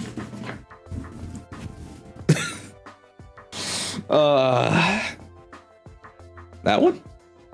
I don't know. Something about it makes me really want to, I don't know, tie it to a firework and set it off into a deep fryer. I was just thinking the same thing. You guys are rude. I'm not saying you're wrong, though. It looks like he's the reason we have taxes. What is up with this right now? I hate his face. He thinks he's better than all of us. I've gotten used to it. It's been around for years.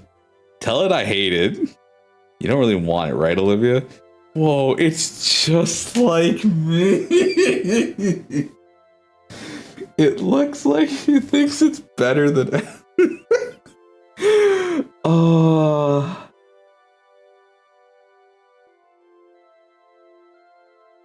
God bless this woman. It's just like me. She's just the fucking best.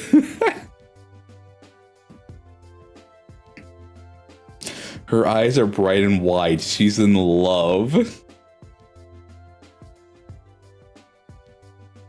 Up.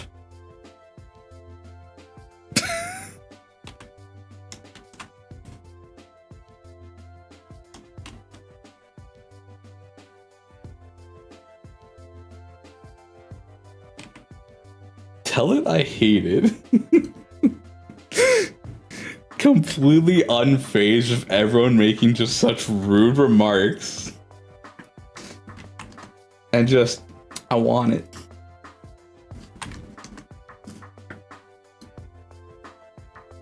Oh, how's everyone enjoying the stream? You guys enjoying me just losing my shit, gushing over this fucking game?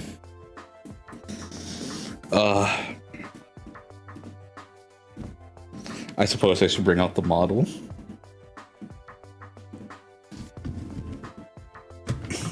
Let people know I'm a real VTuber, not one of those V-tweeters. Gator Girl's great. She's fucking great.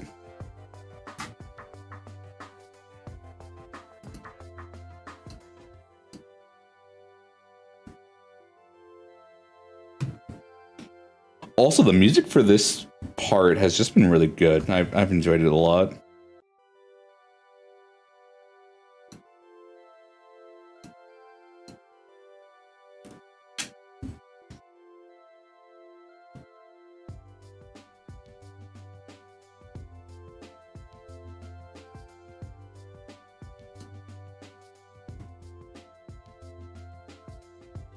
There we go. Move myself over so we can read. All right. The clerk hands her the stuffed toy and she looks deep into its beady eyes. Yep. Just like me. For real, for real. I'm gonna set that on fire sometime. Not if you like having both arms. We have two for a reason. The argument continues for several minutes. Guys, it's getting late. I think it's time we head out. Ah, shoot, she's right. Even though the weekend starts tomorrow, I still have a curfew that my folks are strict about. Agreed. Aw. I guess you're right.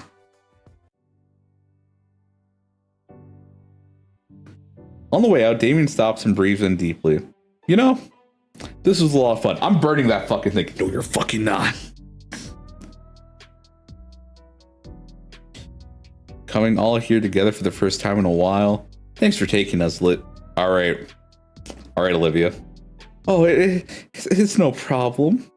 Thanks to you guys too. Yeah, man, it was fun. We should do this again sometime. It's just like you remember it. Even better. Oh, is it just like you remember it? I know I was a bit mad about the idea at first, but I'll admit, it was worth it. Back in the car, the argument picks up again.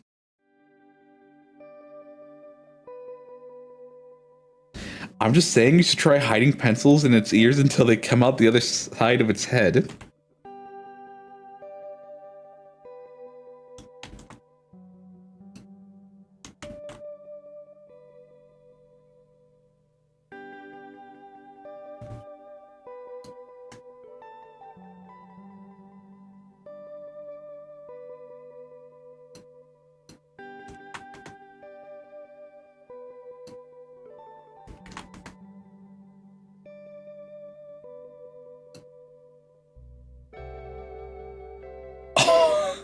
Her tail's wrapped around. I didn't notice.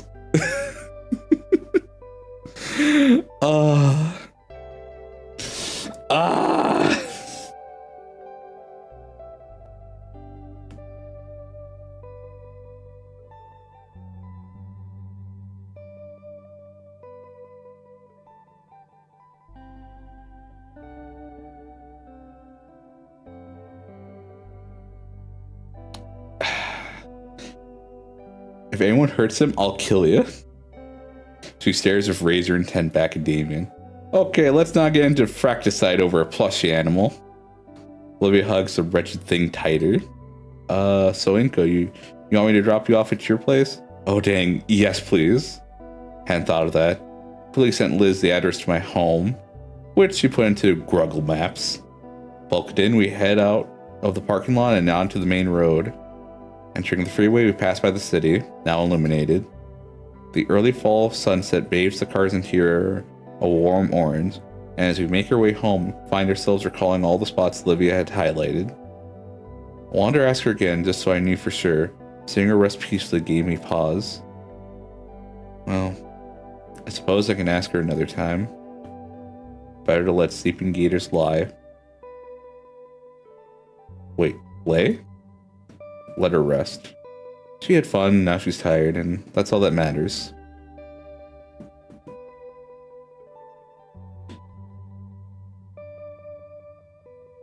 I know Olivia mentioned that the place was updated.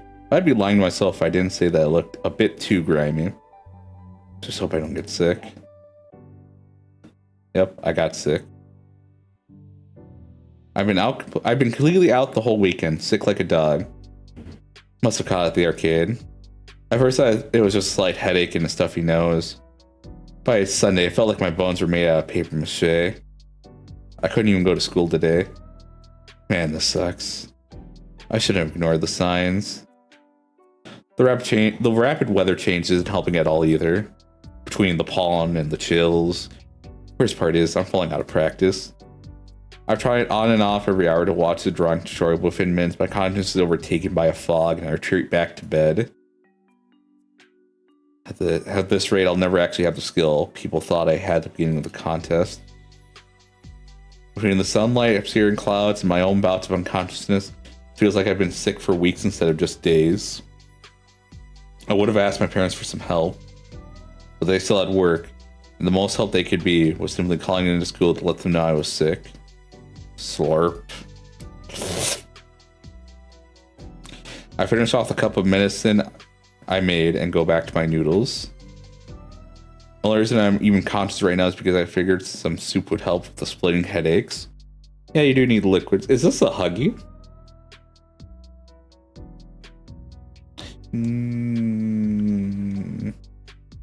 No? Yeah? No.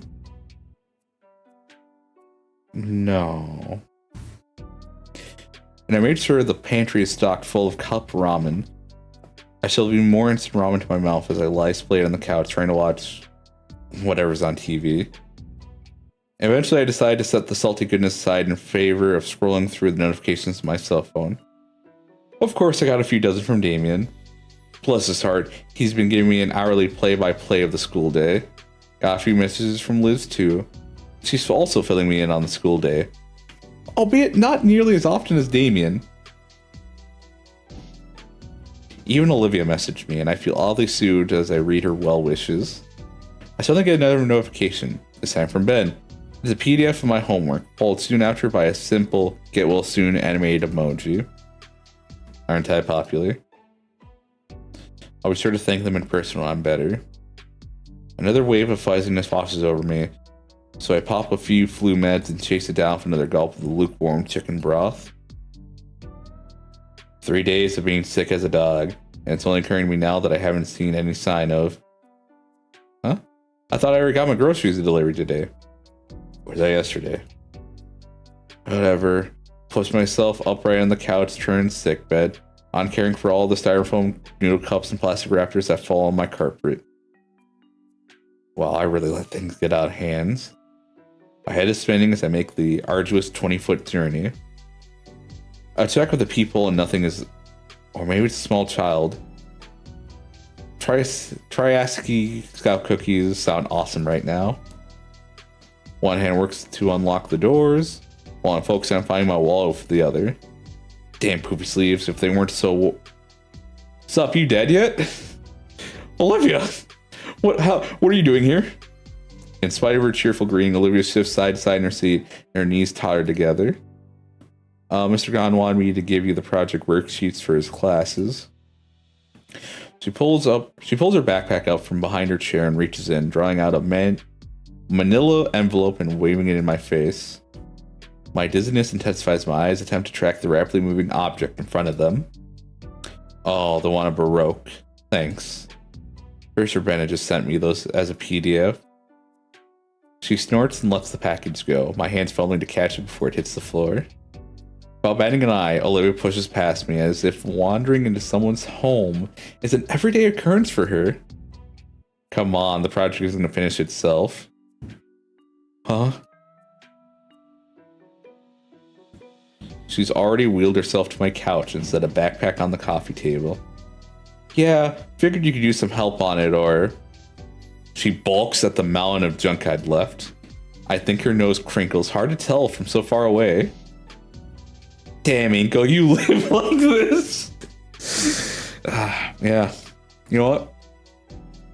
I'll let him have it. My head finally catches up with what's transpired. Olivia's here now. Cool. What isn't is the sun onset of vertigo. Guess I was standing upright for too long. I only managed to stay up for long enough thanks to the support of the wall. What? Just how sick are you? Pretty sick. The disgust that was on her face is wiped away as she looks at me. Huh, I wonder... Why is my floor coming to me? Yeah. Owie. After my impromptu tumble, Olivia had done her best to pull me up and get me to the couch. My robe did make it easy to drag me across the smooth floor of my house. Okay, forget the project. What project? Attaboy.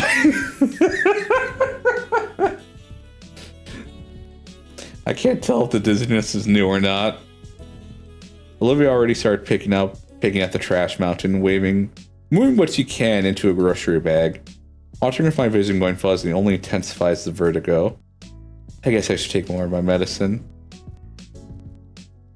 I grab a can of soda from the half-empty case on the table, along with a bottle of cough syrup. Psst.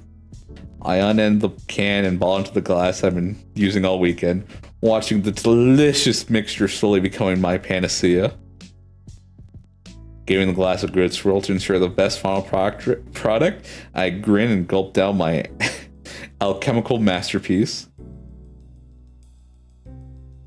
I don't get to finish the drink, however, as an olive green tail slams on my midsection and makes me spit up the drink all over myself. The fuck are you doing? No wonder you've been sick as shit. What, I ran a line that makes the medicine go down easier. Inco, you've been drinking yourself with fucking purple drink. He has been drinking lean. He's been fucking drinking lean. He's a fucking idiot. He's an actual fucking idiot. Oh, the fucking purple drink. He's been drinking lean. I mean, yeah, it's purple and I drink it. Holy crap, how are you alive? Oh, the smell of my spat up drink irritates my nose. I feel my stomach roll from the impact and forced purging. I resist the urge to retch, feeling all my energy drain away. But I feel completely spent again. My vision swims and the world turns counterclockwise. I feel something in my head. I'm thankful that something soft and warm and soothingly smooth maneuvers it back onto the couch. The blackness of my shut eyelids returns the uprightness of the world. The numbness I've grown used to overtakes my limbs. Oh my god. Inco? Inco, are you okay? Oh man, I'm gonna stay there. I'll figure. Olivia's voice is drowned out by a growing drone of white noise. Once again, the colors from outside the window bleed and flood into my house. I'm still without my rent money. Someone's in here still. They're bent over something. Hey, you, what's going on?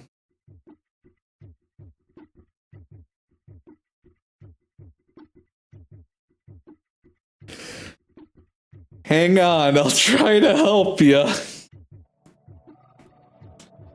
Oh yeah, he's doing drugs, alright. Inco does drugs. Oh no, yeah, he did the purple drink. The funny one, the funny meme lean.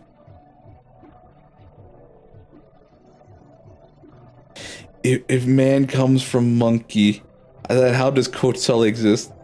What's going on? Who is this? Where's Lucy? Where's my daughter? So big hug. So big hugs. I Wani Hug. Don't say anything, you're completely incoherent. Heh, incoherent. That's my name. Before I say anything, my being fades into the void. Oh god. My head, what year is it? I sit up and glance around the room.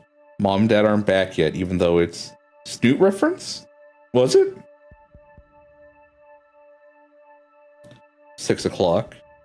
Some Business meeting, huh? Wait, no, what's that smell? Dang, something's cooking. Smells nice. Guess Mama's home, wonder what the occasion is. Normally it's just reheated whatever. I put the couch pillow back the way my parents like them and head into the kitchen to see what's up. Whoa, Mom, what smells good? Lucy's Fang name and... Oh! Oh, okay, yep.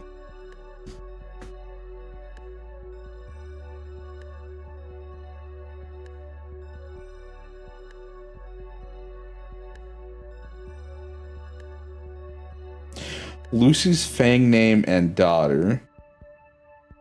Lucy is Fang. Shit, sorry.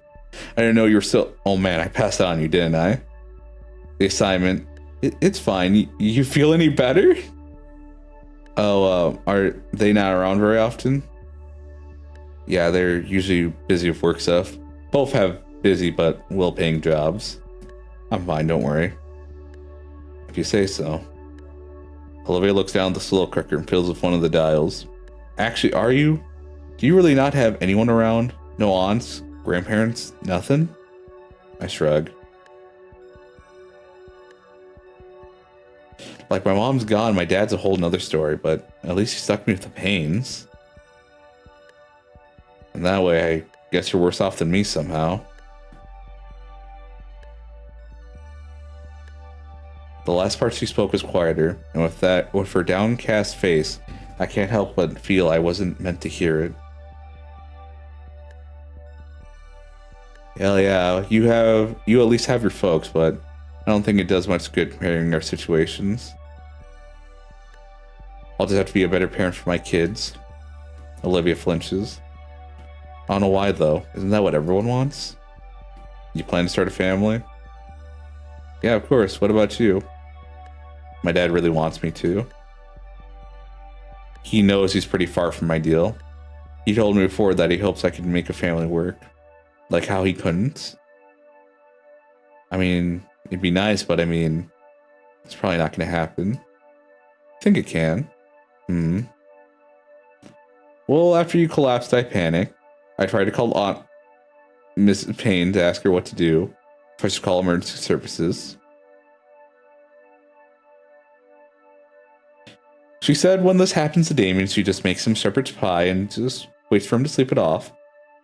I had to root through your fridge to find out you have jack shit in terms of ingredients. And your appliances too. I thought a place as upscale as this would clearly have an air...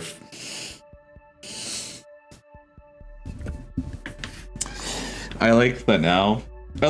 Okay, I know she's talking to us more, and before she was hesitant of us, but I do like the idea that as she becomes more comfortable with us, she just starts throwing out these sayings to us, these memes essentially.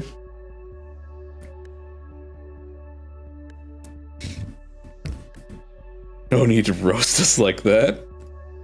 But all I could find was a slow cooker, so I threw the vegetables that hadn't expired into it with some stock. So it'd be good for your sinuses at least. I vaguely remember something along those lines. I stepped closer to Olivia, peering into the glass window of the cooker. I didn't even know we had half of whatever's in there. Really? Why would your parents buy this kind of stuff just to let it rot away in the fridge? My mom does like to cook, but she doesn't do it very often. I wish she would. The green gator snorts. You know, I'm only spoiling you because you're sick. It's not that, I just miss dinner, you know? Sitting around the dinner table and talking to each other. We don't really do that anymore. Except maybe on holidays. Olivia winces. No kidding. Sorry to pry. I can't help but aside as I think about my lackluster relationship with mom and dad. That's alright. Anyway, I didn't take you for the culinary type, Olivia. The awkwardness of just standing and staring gets to me, so I chose to take a seat at our island table. Man, these chairs are surprisingly comfortable. This is actually the first time the table was even used since we moved in. Thinking about it, Olivia's giving me a lot of firsts now. Kinda wish mom would make dinner again, like before she got that promotion. Olivia hums to herself as she moves towards the fridge, pulling out the egg carton and scowling after checking it. Often get groceries, Inco. I ordered some earlier. Actual groceries, not that junk. Oh. God, that's such a waste of money. Imagine if you could cook the food you like. I try to, my head starts to get a bit lighter, though now I can practically taste the salivating smell from the cooker. Is that why you're in home ec? There's another little home from where else you consider something. I wanted to be ready when I had to have a place of my own. And it's actually relaxing. It just keeps my mind and hands busy when I'm alone. Let's see, either this or, Mrs. Payne after all the time. The cooker pings, signaling the stew has finished. When Olivia takes the lid off, a cloud of steam erupts with the rich aroma of cooked meat and vegetables. Can you grab some bowls? I'm guessing they're on the shelves above. I nod and get up. Moving around the table, there's a shelf with all the bowls. I give the top a quick dust check, sticking it back in and taking the two under it. Olivia already had the ladles ready, stirring the soup slowly. I set the bowls down next to her and she ladles in servings for us. Okay, moneybags, back to the couch. You don't want to get the table? I can't. What do you... The island table doesn't really have the space for her chair to fit underneath. Plus, I want to enjoy this with some quality entertainment. I figured we could watch something together on that big flat screen you've got. That's okay, right? Sure. I carry both bowls back to the couch, thinking the entire living room has been cleaned up. Man, I really need to make this up to Olivia somehow. Just watching something doesn't feel like a fair deal at all. Not only cooking, but even cleaning it up after. I'll find a way to repay her. I set down our dinner at the coffee table. Before Olivia can say a thing, I place both hands in the corner of the couch and push. Didn't think it'd be so hard, but then again, I'm still out of sorts. The space created, however, is enough for Olivia to work in the front of her chair, work her chair in. Olivia gives me an appreciative nod, then angles her chair in a way to let her use her tail and the couch's armrest to pivot herself onto it. Thanks. I give Olivia a small nod, and a smile as I grab my spoon off the table. I love this OST, not gonna lie. This whole stream has just been a lot of good songs. Just all the songs I've heard this stream have just been great.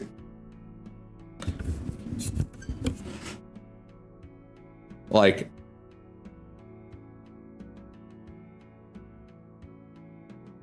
this game is definitely going to be top 3 for me, I think, this year. And there are some games I've been very excited for to come out this year. Leaning closer to the bowl, the comforting aroma of the soup wafts up to my stuffy nose. First time I'm getting goosebumps that aren't caused by cold flashes. I get a good spoonful of Olivia's homemade remedy, making sure to get some meat and vegetables as well. Still piping hot, I blow a bit of air on the spoon to cool it down. Pussy. What? Hey, the last thing I need to do with this fever is secondary burns all over my tongue. Whatever you say. Pussy. Once I feel that it's sufficiently cooled, I slurp up my first spoonful. My dry, tired eyes close in bliss as the flavors wash over my taste buds, firing them all off like fireworks. Describe it as just being good would be a severe understatement. The stock is rich and hearty, the meat is well cooked, could easily fall off the bone it came from, and the vegetables gave it a nice aromatic touch, all of it well seasoned and spiced.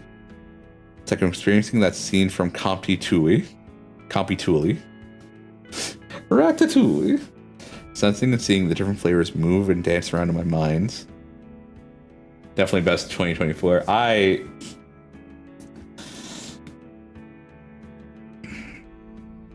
feel like this game's gonna linger in my mind as much as Fear and Hunger has. Like, I love Baldur's Gate 3, but I think Fear and Hunger 2, just Fear and Hunger in general, because I played them both at the same time. And I'm pretty sure Fear and Hunger 2 came out at the end of 2022, but it might as well have just been a 2023 game. those games have stuck in my mind. Like I at least think about them a couple times a week.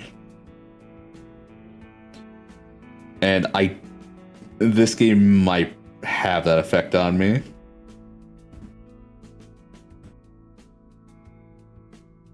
For a brief moment, I forget all about my fever and only felt the warm presence of the soup envelop me like a cozy blanket. Is it good? Like a red scratch, I'm taking out my experience and brought back to the earth by the Barryoxy's voice. I look to see Olivia giving me a questioning look, idly crunching and munching her soup. I also realized that I'm sunk into the couch, my arms to the side like a rag doll's. Felt like my body was weighed down by both my sickness and the soup. Guess I got lost in the broth. Ooh, Olivia, this soup is amazing. Olivia rolls her eyes at my enthusiastic compliment, but lets out a tiny smile. That's nothing. I just threw shit together in a pot and called it food. Anybody could do that. Olivia looks away, once again cutting herself short. I need to play them too. I'll let it be for now. With weak strength, I lift myself up from the couch's gravitational pull to better look at the shining scaly. I'm serious, this is the most delicious soup I've ever had. Olivia moves her head back closer to me, but still avoids my gaze, her smile a little weaker. Alright, I get it. Don't have to make it sound better than it is. It's just helping out your flu. I'm not saying it because of the flu. Honestly, you have a real talent for cooking. Olivia turns towards me, and her smile is still small but filled with honest joy. You really think so? I nod. Even the soothing warmth of Olivia's soup settles in and manages to return her meek smile for her own tired one. I know so. Her eyes dart around for anything else to focus on, desperately trying to redirect her fluster. She shakes the fluster off her face and checks around for her bag. Well, I'll get going. Going?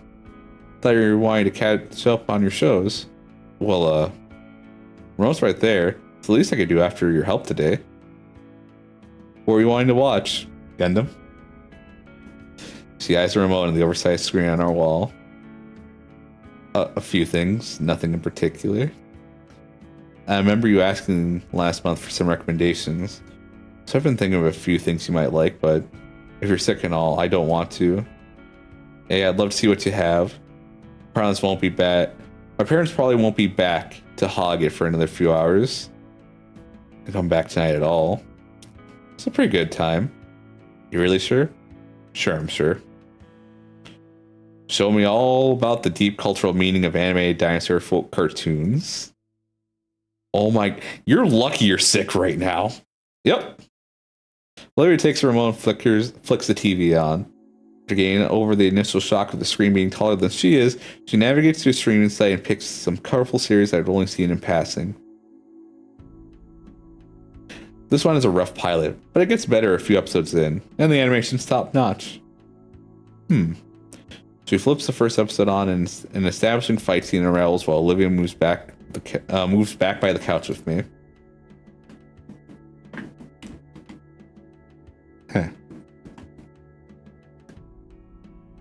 Then, to my surprise, she hefts herself out of her chair and into the cushion next to me. I move my arm out of the way to make room. Oh, sorry, should have asked. Of course you're welcome to sit. I know, but thanks. We focus back on the show. Well, I do. Olivia glancing my way after every joke and expensive shot to analyze my reaction. And when it's not for that, it's a forewarning that something a bit cheesy is about to happen. When actually the first episode closes, the heroes are ready to begin their journey for real in the following one. The credits scroll and Olivia swishes her hair aside of her fingertips. So yeah, it's pretty good, I guess. I don't know. What do you think? I liked it. Yeah. Really?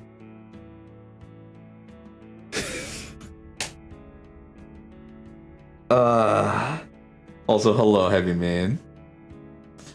I'm losing my mind to this game. It's God. It's so good.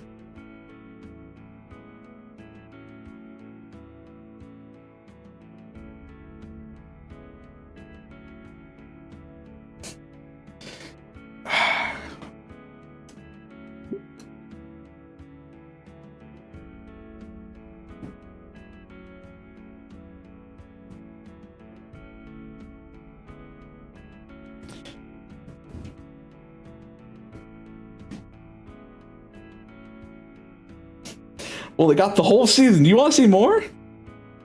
Wait, didn't you say you wanted to catch up on your shows? This is the pilot episode.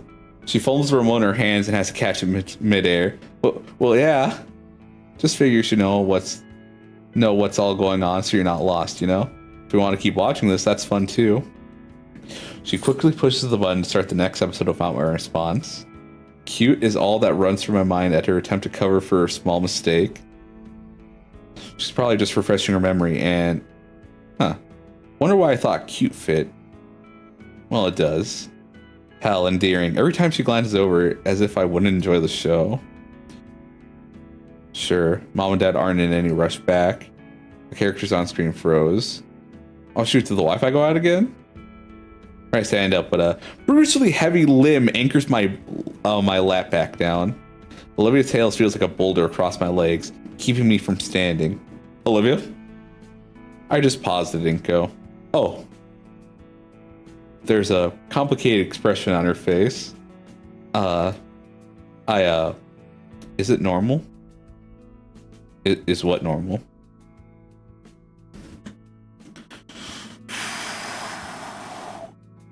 Oh boy. Oh boy. She chews her lips slowly in consideration. Your parents, like, are they really not going to be back? I shrug. They're always busy with work. I feel a shifting next to me. Olivia inches herself closer. Like, when I think about it, I barely see them at all. More shifting. I wonder sometimes. The tail shifts to my abdomen now. Does anyone even care? All the movements have stopped, as if reality itself has paused. Man, I must be more tired than I thought. I feel my head sway as my muscles ease into putty. I'm sure they do. I look at Olivia, who is shoulder to shoulder with me now. I mean, Da's kind of the same. What is this music right now? Olivia chews her lip as she considers her words. He's always busy too. Whole reason I live with my godparents because Da has to travel for work. So he doesn't... I stop myself as I see the faint wetness in Olivia's eyes. Sorry. Her eyes close and a somber sigh escapes her lips. No, it's fine. I get it, Inco. There's a silence hanging over us now. I copy after the sweet girl next to me, letting my eyes slide closed and a sad breath loose. After some time, she breaks the silence with soft and tender words. Of course your parents care. Just like Da. Why else would they work so much? But what about me? I once said just how pathetic that sounded. It's for you, you doof. How else could you afford all these nice things? Her words grow quieter as time goes on, and my body sinks into numbness again. Dao cares enough to work for my sake. Enough to talk my godparents into letting me live with them. They didn't have to, and yet I'm burdening them. My mind connects the dots.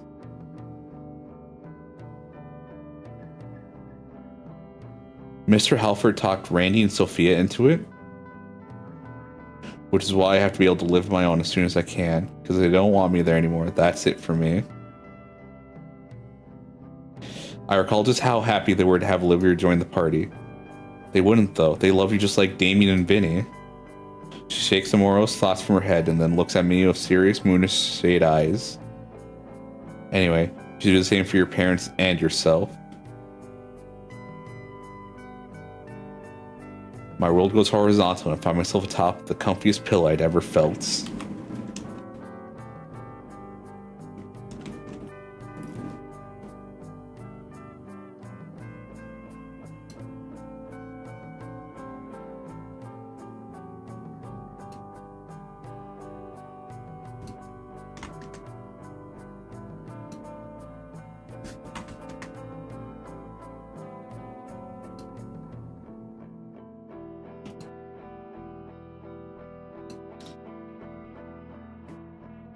My world goes horizontal and I find my head atop the comfiest pillow I'd ever felt.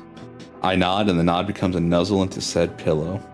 Above me, Olivia yelps. I try to turn and see what's wrong, but something falls atop my head that keeps it in place. Nothing. The soothingly cool something rubs across my head, drawing me further and further into restful peace. Along with a gentle caress, a deep vibrato emanates from somewhere, resonating in my tired mind. Okay. With the lulling touch and tone, my eyelids grow heavy. The time I wake up, Olivia's gone. I check my phone for the first time, only realize it's 4 in the morning. I can't help but groan as I sit up on the couch, but instead of feeling horrible like I had the past few days, I felt surprisingly well. There's no doubt that I have Olivia to thank. Hell, I might even be able to go to school today. Wonder if any of that soup is left. It's probably left in the fridge, right? I shuffle forward to the appliance and open up the door. Allowing my eyes to adjust to the light. It takes only a second for me to spot a Tupperware contained filled with the delicious meal. Nice. I'll have to ask her for the recipe sometime. Thanks to Olivia's advice and cooking, I finally made my recovery and returned to school. And I'm glad to be back. I felt like I missed so much while I'd been gone. So much I need to catch up on. I mean, I did manage to finish all the assignments that Ben had sent me. I feel out of the loop with other things, like gossip about me. They even tried to give me the rundown of it all during PE. I'm still in shock over how bad some of them got. Up to cartel dealing, drug running, and FBI's most wanted. I don't think that's even possible in just a week. The end of class bell rings throughout the school, signaling the start of lunch. As everyone in class is packing up their things, Mr. Catan,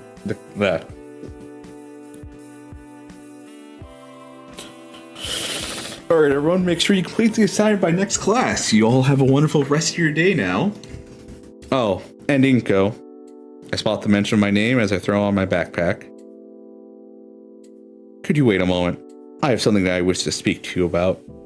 Public enemy number 1, sunglasses guy. Jesus Christ, it's Jason Bourne.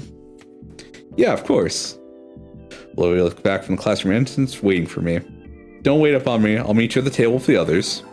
With a shrug and a nod, Olivia moves herself out the door and down the hall. Everyone else leaves the classroom until it's just Decan and me. Please, have a seat.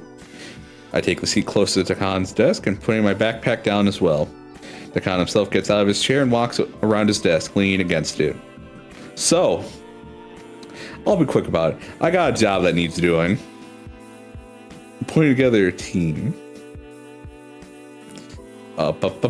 You miss assignments and need makeup work, and I need some extra help with something. Something I think you'll be very interested in. Some good friends of mine are getting married in a few short days, and they hired me to be their photographer. And given the excellent learning experience, child labor, I thought of you. Decan, you didn't have to say child labor, but you wanted me to know that it was child labor. You're all right in my book. Me? Yes, if you want to, of course. Could always call in some associates to help out, but I thought adding in some extra credit would sweeten the deal. What would we be doing? There's a broad smile on his face and a distant look in his eyes. Well, you'll be my apprentice in this case. You'll not only be helping set up more elaborate photos, you'll also be doing a lot of independent shots. And you'll be taking my own pictures? Yep. And in fact, you'll be using my SLR and the lenses for this to keep all the shots uniform.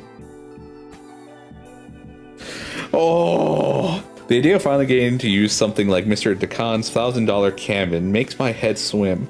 I'm just scared because I don't trust any protagonist with something that expensive and not have some trip.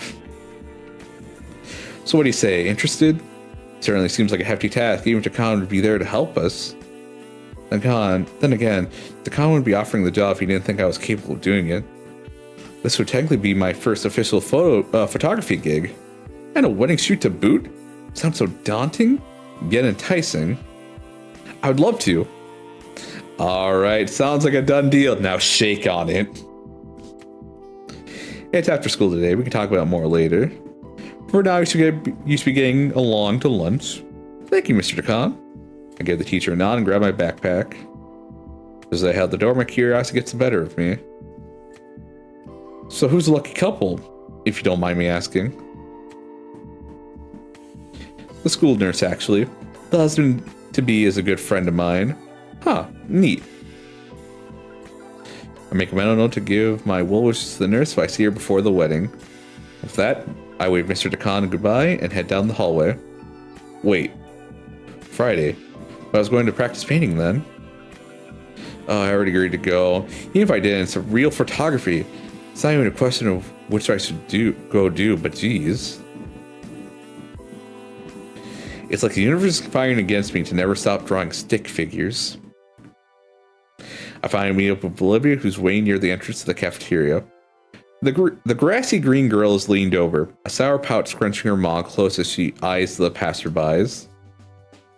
When she knows that I've moved into her airspace, she perks up immediately. Seeing the transformation is surreal, and I chew on my cheek to keep from laughing as I watch her muscular tail wag happily. Finally, took you long enough. Yeah, sorry that took so long. You didn't have to wait for me, by the way. I can manage waiting if it means eating with you. I can feel a smile tug at my lips just from hearing Olivia say that. Mind if I push your chair in? Using me as a battering ram through the crowd now, huh? Yeah, something like that. Alright, but only because you asked. Oh my god, they're so cute. They really are. Give me your backpack. I'll use it as a shield. When I grab the handles, Olivia moves her tails up to grab my wrist, like at the arcade. Alright, charge! Yes, ma'am. I start marching through the crowd of unruly and famished teens clamoring for their daily meal. Olivia turns her head to me to say something.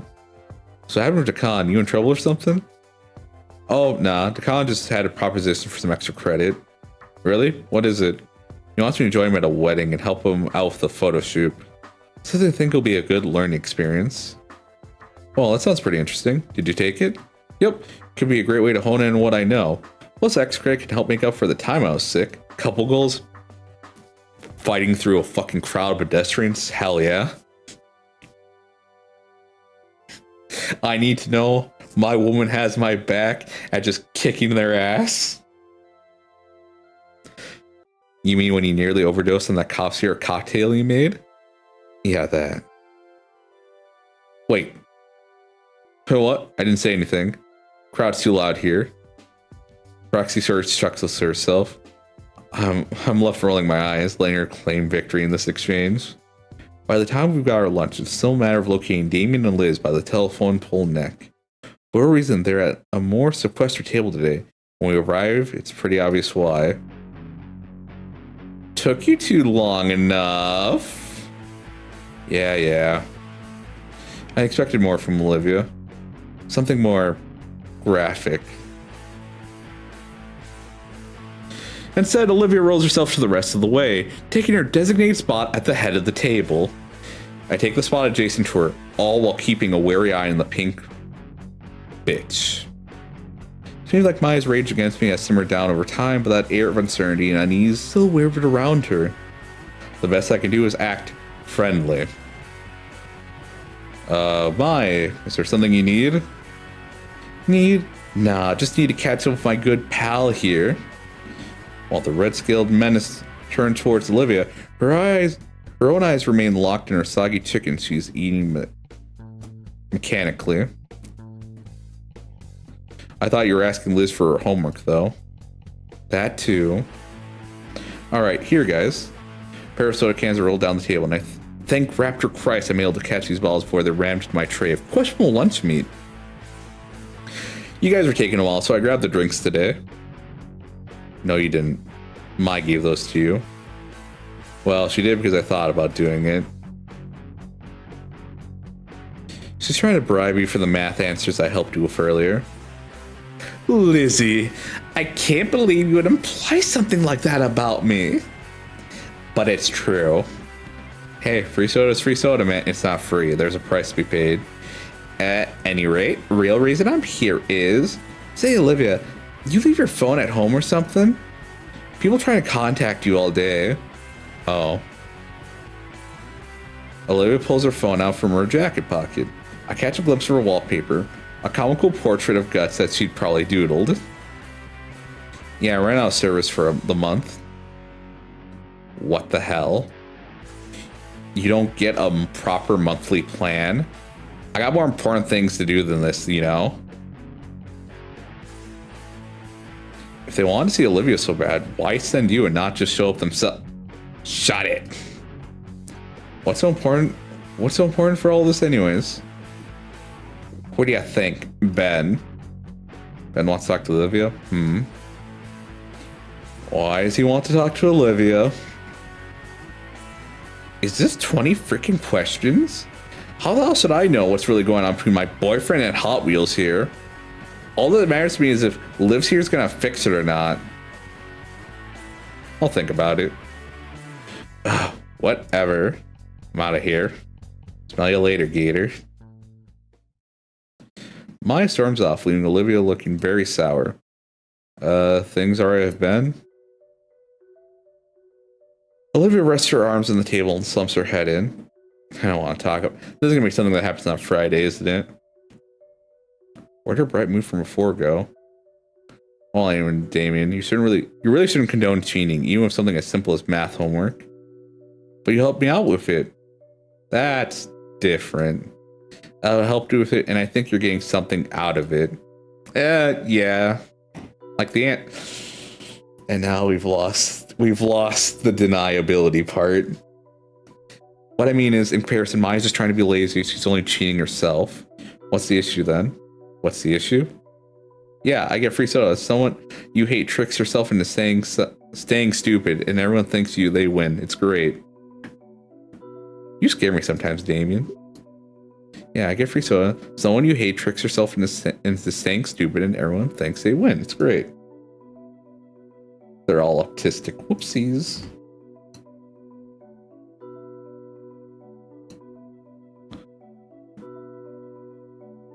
Guess I'll have to ask Ben what's going on if I see him later. In the meantime, Olivia's suspicion only keeps getting more and more dour. Try to see something to help cheer her up, but I keep cutting off dead ends on just what could work here. There's gotta be something. I can't just leave her in a sour mood. Oh, how about that? Hey, so what's the deal with your phone background? Oh, you noticed it? She flips her phone on and shows me her background. Oh, it's a little doodle of Guts. Yeah, I drew it the other day. Got the curves just right first try, so it's pretty cool. I'll bet. Is he with you today? Nah, I left him home. How often do you bring him? Not often. Maybe once or twice a semester. Even then, it's just when I'm bored. Although once he was just in my hoodie when I left for school. Unexpected. It was. Here, I got some pics saved. The screen displays a small creature sat atop a desk with its skinny tail clutched in its chest tightly. I don't know why. He holds his tail like that all the time. I felt Damien and Liz hovering behind me, their eyes locked onto the adorably fat creature on screen. I don't know who coos, probably Liz, but Olivia rolls her eyes and swipes to the next picture of the cute pet, now in transparent ball and looking confused.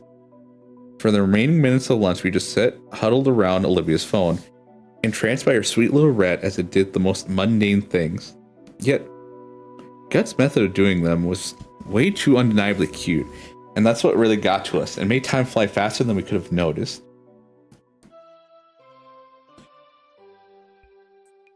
I blinked a couple of times and stretched my arms and legs as I get up from my desk. Miss Procklin really knows how to make 40 minutes feel like 80. I've only had like 2 classes like that, I think, in my school career, where a teacher made it feel like it was twice as long. Those were rough days. Oh, those are rough semesters. Well, at least it's time to practice painting. For real, for real. Wait, no. Decon roped me into the photo shoot. Can't practice painting. Can't get good at anything.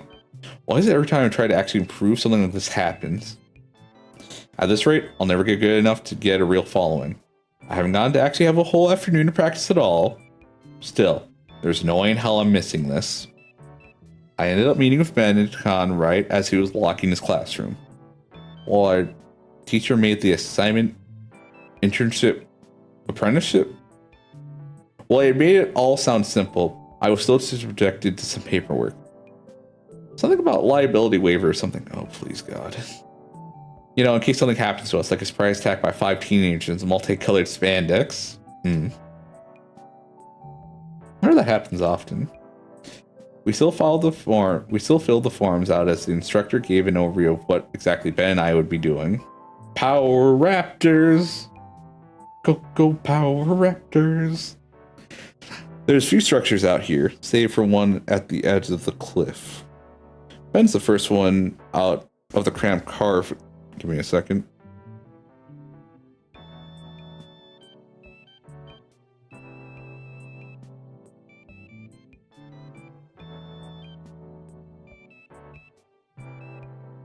This is scary.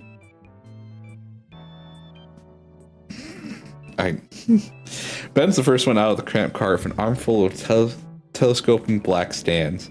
Follow the example, unloading the vehicle. Alright, you two, remember what you're doing tonight? Yes, sir. After we set up a photo station in the corner of the hall, we'll be taking turns walking the reception taking pictures of the guests. Perfect. I'll be with the wedding party the entire time.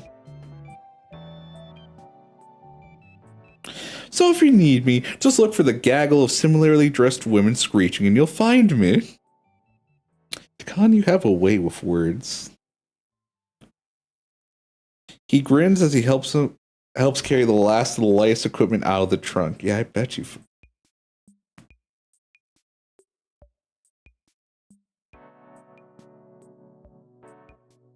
Yeah. Oh yeah, you do your thing, Khan. Exactly. Remember, this is actual work, so be polite, be efficient, but most importantly, Ben and I sit upright at attention, ready for any order our teacher will give us. Have fun. But, trust me, the clients will appreciate it more. Yeah, a lot of them are going to be hammered, so you just have to keep up with their energy. That's about it. If there's anything I've learned from driving for Lyft, is that sometimes you just have to go with the bullshit they bring and be on their level. Finally finished with the unloading, I inhaled the mixed aroma of ocean and flowers. While I finally sent energizing, Ben seems to have the exact opposite reaction. His brows pinch together in disgust as he tries in futility to fan away the air with one hand while covering his nose with another. I think I'm gonna be sick one next. I think I'm gonna be the sick one next with this weather. At least the view's great. That it is, yeah. Mr. Khan led us through a small garden out front and into the reception hall. It's a spacious wedding tent adored with all sorts of flora and high-end lighting, keeping the place warm and lit. Okay, you guys know how to set up here. I'm going to go get to business. Yes, sir. He leaves us, stepping into the ongoing ceremony with the prime camera and tripod. Ben and I exchange a single glance before we both resign ourselves to the daunting task. First on the list is the telescopic stands for the cameras. From experience, it doesn't take us too long to get those in place. Next are the reflectors and strobe lights, all packed in heavy cases that have to be hauled inside. By my third case, I'm already exhausted.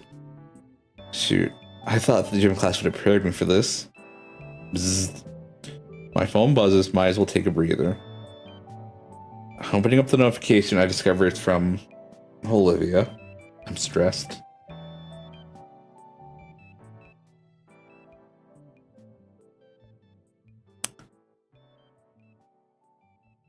I don't like when the music's fading out.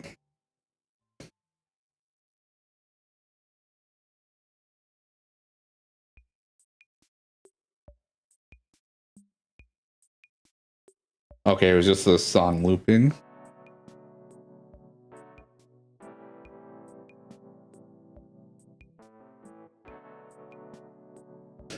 I can't give you a better jacket for it. My jacket is cool enough. Also,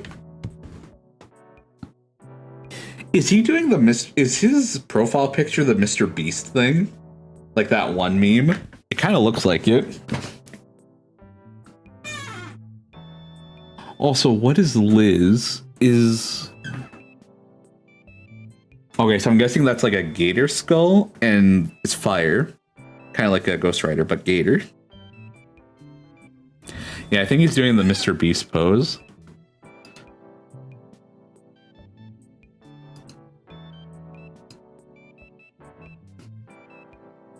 It might be. Here, let me zoom it in so you guys can get a view of it.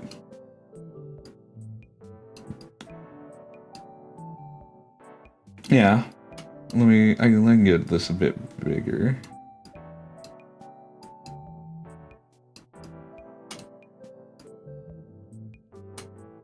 Yeah, it kind of looks like the what is it? Epic Rap Battles of History. Is that where it came from?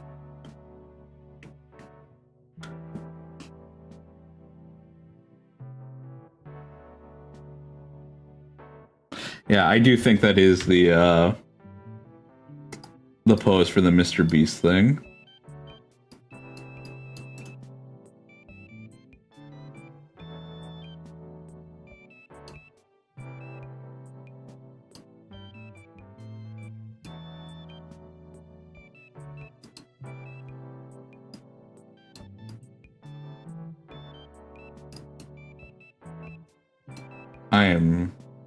I do not know the shortcuts for OBS.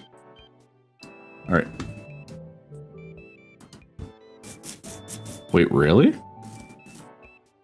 He seems like someone would have that. Yeah. That place has a bunch of scenic views. If you see any good landscape shots, take one for me. Sure, if I get the time. No, do it now. No, bring me back. Cute and threatening message received. I wanted to see the rat. I wanted to see the fucking rat with the gun. But I clicked too fast. I mean, he's the Family Guy funny moments guy.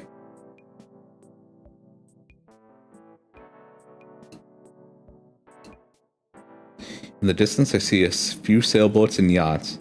Further beyond, a freighter or two. The seas sure are crowded these days.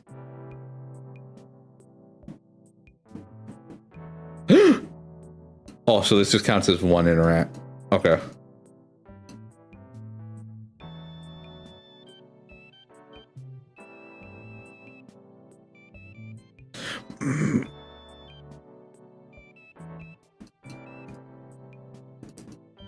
All right, I have to be not impatient and just let that last one go. Okay. Hands off the mouse. There we go.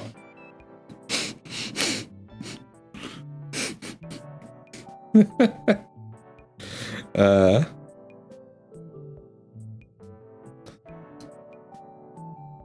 right. Wait, we can click. Wait, you can click on the image.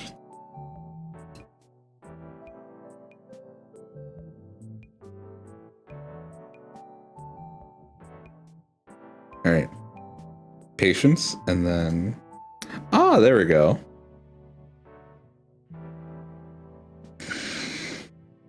Cheese to meet you.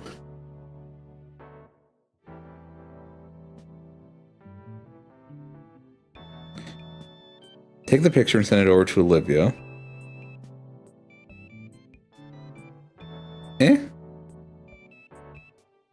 Thanks. Rat-tastic. I like that one. I can't picture thanking me like that in reality. Thought alone of her doing something in so sweet a manner. Inco, this thing weighs like 80 pounds. I'm not doing all this work. All right. I let my camera hang loose around my neck while assisting Ben of setting up the last of the standing reflectors. Setting up not only meant the cameras, but a large chunk of the incomplete decor prep, which meant carrying out loads and loads of heavy cases, loaded with strobes, reflectors, cloth sheets, and so many telescoping pole stands. Following instructions, Ben had set up a small red carpet path leading to a glamour shot station. And meanwhile, I was finishing making sure the spot The marked out spots within the room had the right combination of flash strobe and or reflectors. By the time our teacher had come back, I just placed the final light in position. As guests started walking down Ben's handmade path, I skirted along the edge with my borrowed high-end camera. You scare me with that, Inco. I'm actually terrified of you having that. The DSLR clicks are muted compared to the chattering guests, and while I think I managed to catch some decent shots, I'm just not really feeling it today. Something wrong with me? And voila! Ben was having a much easier time working at the makeshift studio we built in the corner. Couples would simply walk up and stand before the backdrop of the massive window to the cliffside and ocean. Butterhands better not fumble it. He better fucking not. There are just some things I never want to hold in my hand. Like just anything that has triple digits. You know? I never want to hold a baby. I've never held a baby before, or at least not that I can remember. I never want to hold a baby. I don't trust myself to just not get into a Looney Tunes-like scenario and just the baby. I just drop the baby. I'm not risking it.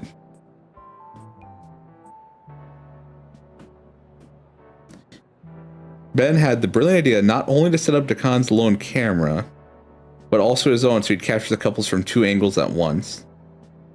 Hanna-Barbera looking awesome. Exactly. He looked happy with each and every shot he took, and the people always chatted him up right after. And here I am, doing my best not to scowl as I look over the blurry shot I had messed up. Blurred because my hands were shaking. I guess I didn't know still now that my main messaging app had been going off. Hardly. I think Ben's turning into a competition. Are you winning? No, not really. Beat him for me? Oh, she's doing the fight. That wasn't a real message. Try your phone. No, ignore my phone for now. I don't think anything will calm my nerves at this point. The feeling of anxiety only grows as time marches on. I can't seem to get any one picture just right, and Ben zooming around as efficiently as he is isn't helping. Well, that's not all. Olivia's messages are just throwing me off. Just break his flashing stick thingy, lol. Then his pics will be super dark. How out of date is Olivia to think we still use flash pans? Or lock him in a bathroom or something. I don't think that sportsman-like or legal. Oh, I just remembered I need another pic. Can you try sending me into the wedding cake and taking a picture of him smashed on the floor? I need for a muse that. Do it for me? Come on, that's just violence. Just barely fit in my peripheral vision, I spot a perfect shot of an older couple. Parents of the groom, I believe. There. That's a good chance. I bring the borrowed camera up, looking through the viewfinder, and see that the parents have already moved away and into another group. The camera slips from my grip, but luckily the neck strap holds it safely against my chest. Okay, I need a break. Find an appropriate place to sneak outside and go around the building. Slumping down against the brick siding. It's really twilight now. The ocean's reflection of the sun is getting very close to meeting the real thing. My phone buzzes once more, and something in me jumps. It's not fear, though. Just wish I knew what it was. Olivia sends some video of Guts running around a maze she put up together using cardboard and school supplies. When he comes out of the other end, she gives him a grape to bite into in her palm. Aw. I was never really fond of rodents, but seeing Olivia's videos and little dudes was really starting to sway me. There's something about seeing Olivia having such a strong bond of Guts and caring for him that really warms my heart. Hard to believe that this is the same girl that used to give me nothing but icy stares when I first met her. I'm glad she feels comfortable enough with me to let her defenses down and be herself.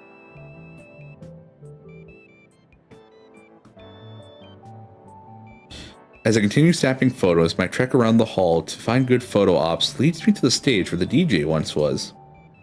Seems that I didn't get any good shots of him while he was there. Maybe Ben got some decent shots.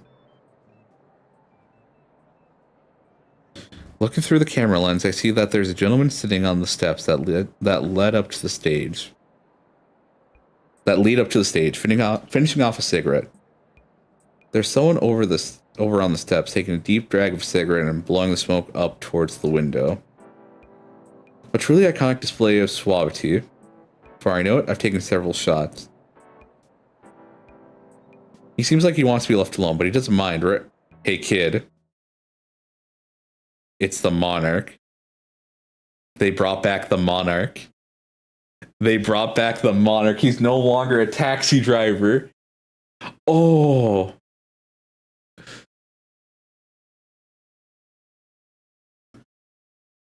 What is it? Dr. Girlfriend, now Dr. Mrs. the Monarch.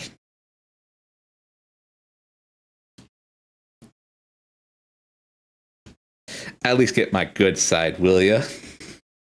The fucking Monarch's back. He still is, but he's marrying the nurse. Okay. I don't know if he was married in the. I don't think any status of marriage or relationship was ever announced in the first one. So this could be before or after the new game. But they brought him back. They brought back my guy. Hell yeah. The Monarch. Oh. I stepped closer, readjusting my camera setting and scrambling for an explanation. Sorry about that. I was unsure if you wanted the attention. Yeah, it's alright. People say I got a kind of resting bitch face. Well, you do got a bit of what is it? Radiant is the blood of the bamboo heart. Bamboo? What was the name of the movie again? Radiant is the blood of the bamboo. Baboon heart.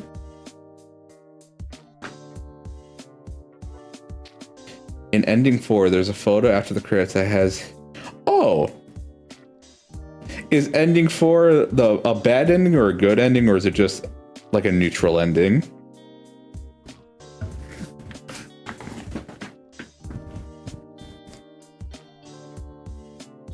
Because that's interesting that he's in ending 4 is best one. Okay.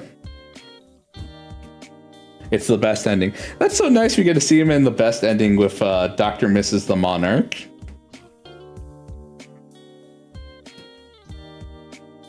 Though I can't lie, kid, I'm pretty exhausted. Especially after I have to carry the new Mrs. down the aisle all the way to the car. So this is the groom. So you gonna take a photo or what? Oh, right, sorry. As I raise my camera, the groom takes a thinker-esque pose, taking a drag from his cigarette. After a few clicks and a couple of slight adjustments to my position, I believe I got some pretty good shots in there. There we are. The groom blows out a plume of smoke from his mouth before leaning over to see the captures. It smells like a Vegas hotel. I give the groom time to look at each photo thoroughly before moving to the next one. Did pretty good, kid. Managed to make this mug of mine look halfway decent. The Monarch, I know. Well, he'd be kind of down on himself. But that's why Dr. Mrs. the girl... Dr. Mrs. the Monarch would be there to, like, you know, cheer him up. Remind him that he's the biggest, baddest butterfly out there. He lets a scratchy chuckle as he takes out another puff of his cigarette before snuffing what little was left into the floor. Thanks. Say, if you don't mind me asking, what are you doing all the way over here? It's your big day, isn't it? As the groom lets out another plume, he's already begun to dig up another cigarette. Lighting the new cig casually, he begins to inhale it, and he keeps inhaling it. He holds up a finger as he continues inhaling until the cigarette is finished, and he finally exhaling a stream of lung cancer slowly over the course of 30 seconds. Sir? Of course it is. Just having a little rest is all. I mean, this has been the happiest day of my life, but it's also tiring as hell. Considering what happened on his wedding day, yeah, it was fucking tiring.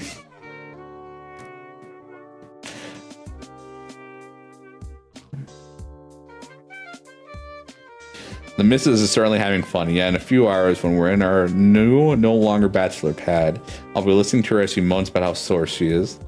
The groom lets out another plume of smoke, this time through his nostrils. But hey, if that's the price I gotta pay, holy matrimony and all that jazz, definitely feels like the groom is laying it on a bit thick to who he's essentially a stranger to him, and yet, understand what he means. You know, you've been going around the whole reception snapping photos. Why don't you take a break too? He moves his hand to the nearby stage as an available seat. I settle myself on the stage as the groom then fiddles with a small packet.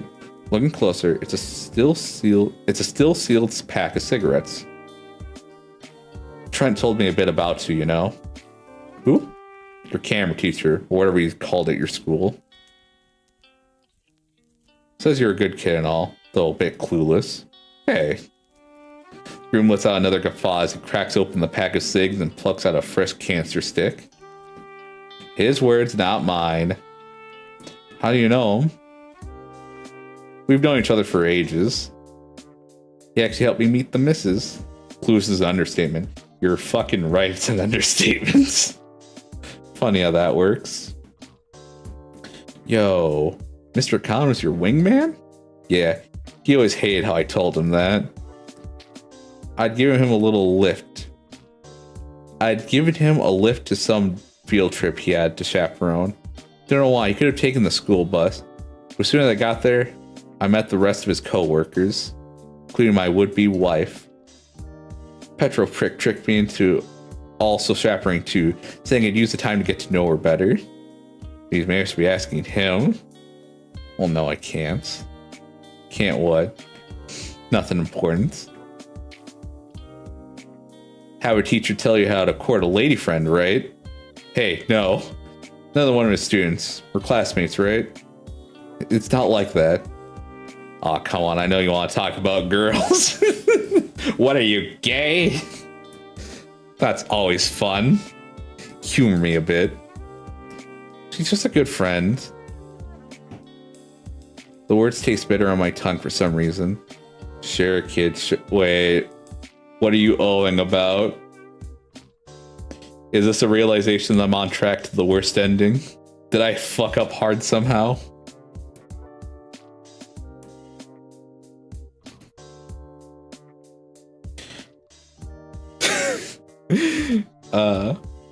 Why is your ship shaped like a cocoon instead of like a butterfly? Because that's gay. I fucking love Venture Bros. Sure, kid. Sure. Got a few more minutes of quiet while Bridezilla and her maids of murder fight over that bouquet. Ooh, he's into her. Yeah, he is. No, it's nothing like that. No. I don't like the gator. Though she definitely likes him.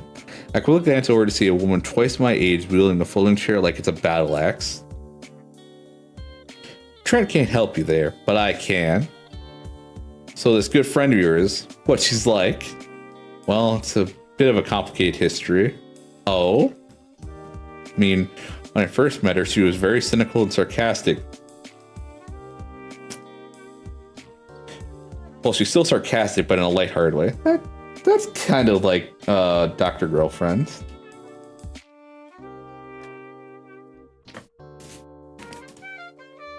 No, she had hope. No, she was very hopeful. She became cynical later. Well, in their... When they met back when Venture Bros started up, she was a little more cynical, but then she just started taking charge. Even for friends, she was a little distant. Once she's paying or guessing about some franchise or obscure anime, there's this unashamed excitement and passion in it. I haven't met anyone with that kind of energy before. Once you get to know her, she's just nice under it all. That everything? Well, yeah. I think she drew me carrying her once. Woo-hoo! Well, shoot. He slides the ring off his finger and holds it up to me. You want this? Sounds like you need it more than me. He could get away with that, actually.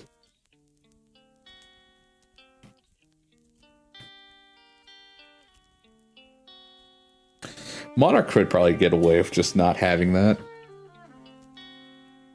Kidding, I'm kidding. But dang, sounds pretty cut and dry to me. Never had a crush before?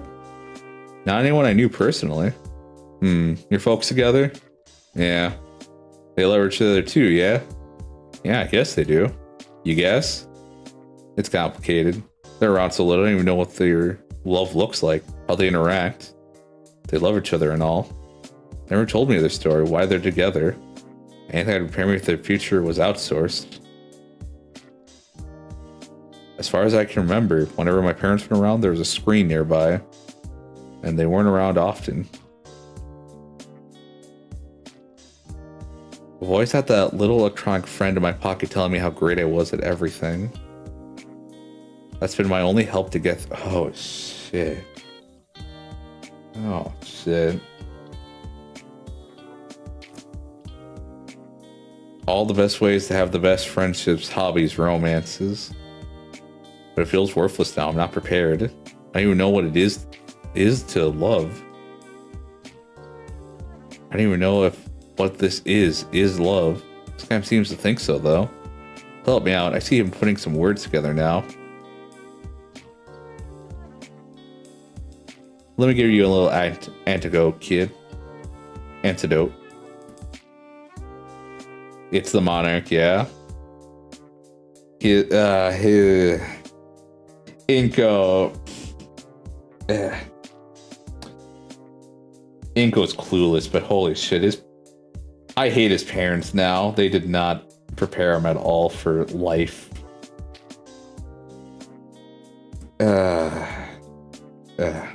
The groom finally lights a cigarette, though this time he's slow to puff on it. Oh, is that my Snookums? Hello, darling. Oh, there's the man of the hour. I can't do her voice. It's really deep, though.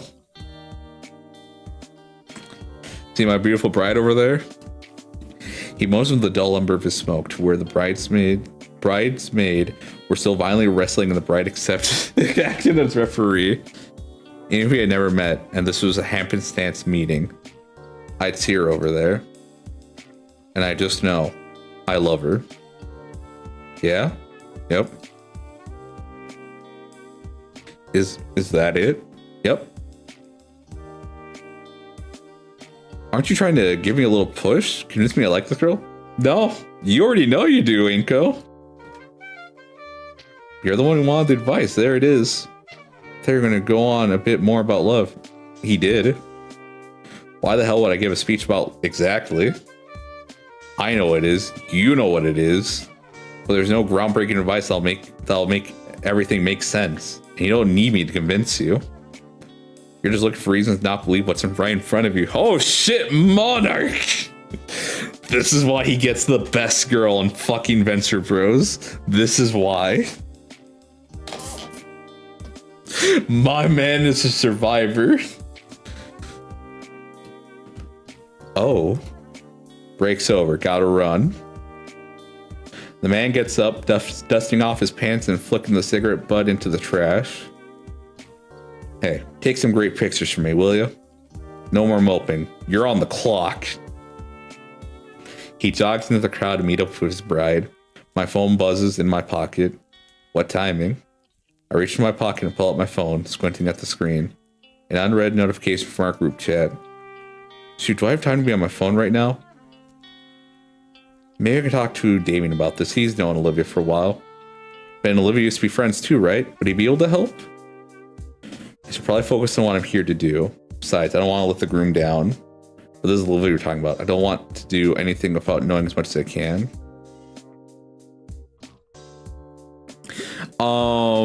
No. So for this one, it's the advice. I'm probably thinking about this wrong, but that's fine. We'll go back if need be. I'm gonna say it's the I need to focus and finish taking these photos. Because it's like the concept in the beginning. If there's something that needs to be cleared, I should consult the person directly. And because me and Olivia now have this relationship, I can just talk to her.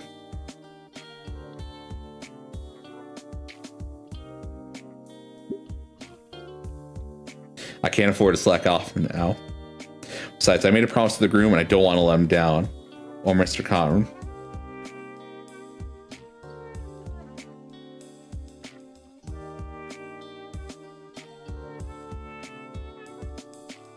Groom's words still ring in my head. I find a second wind of sorts. I can't really understand it. I feel like I'm already picking out prime shots from just scanning over the hall. While Ben is continuing his more autonomous rapid-fire approach with the staccato clicking off his snapshots, I've been slinging out couples in their own moments to scatter throughout. I think some of them haven't even noticed, seeing them maneuver themselves out of the pursuer's way. Young man, over here! An elderly dino catches my attention, waves me to their table where she and her family are sitting. We need a good Christmas card photo if you would be so kind. Of course, ma'am. The large group moves on to another side of the table for me, smiling sincerely at my lens. The first stop seemed perfect, but for their sake, I make sure to take a couple extra. Thank you. Grind over hose. I'm just saying, with what was written to me in those prompts, I need to confront Olivia directly at this point, because it's like, you know, the monarch said there, you know, I'm just looking for excuses to not do this. And it just seems like if I'm asking them about Olivia, I'm just looking for like excuses to be like, she doesn't actually like me, right? Well, instead I can be like, no, I can deal with this later in the right ways and not just ask over group chat. But I would like another sweet ass photo of a rat. She did ask you to beat Ben. She did. And oh, by golly, am I about to beat the shit out of him. I'm taking a Christmas card photo. You know how many people that's going to go out to? It's probably going to go out to like 50 people, actually. If not more, because people really like to send those. I have never been a part of any circle like that. Technically false. My brother's one friend. Hey, Olivia, do you like me on the school general chat room? Oh, hell yeah. How else do you get a girl? That's how you approach the ladies. Do you know how long these take to be developed? The photos should be developed fairly quickly and we'll be sure everyone gets these before the end of the month. They smile and nod, letting me return to, don't forget us. Yeah, get me and my wife. My next client's pulling me aside to take shots of them in a secluded corner. And after that, some of the bridesmaids have grabbed me to take shots for them. It is long, or even some of the servers are wanting pictures of themselves posing in front of the decorations.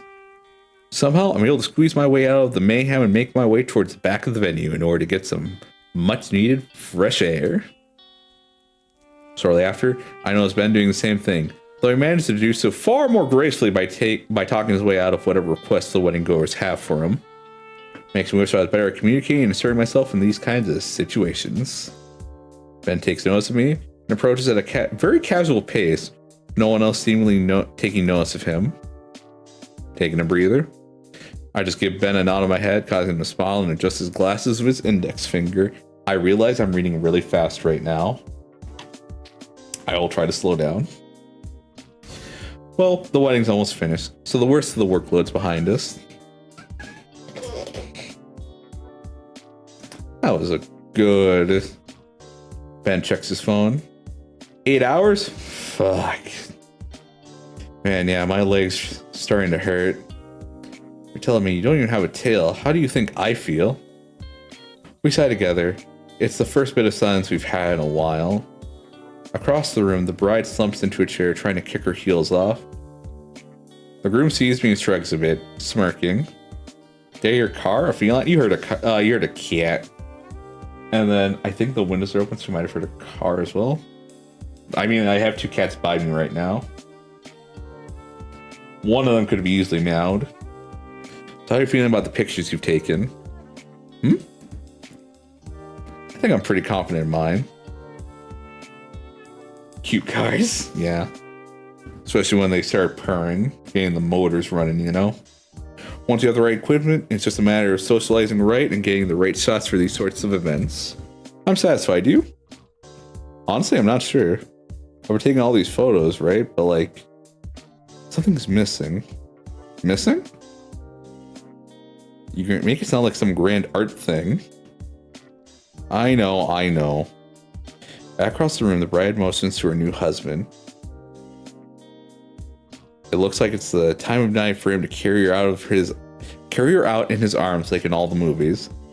She's probably not expecting those slick moves to position her on his back like a child. He laughs to himself while she pouts loudly and holds onto his hair to keep balance. God, Give me a second. There's something I need to read that's very apt for this situation.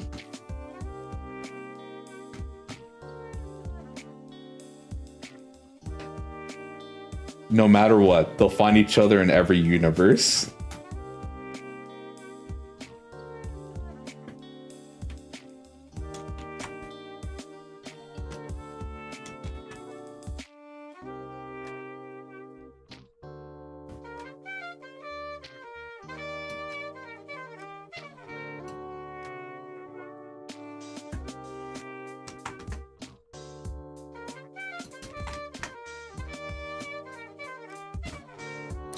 It looks juvenile, honestly, as the bride taps at the exhausted groom's head with balled up fists, but he's laughing.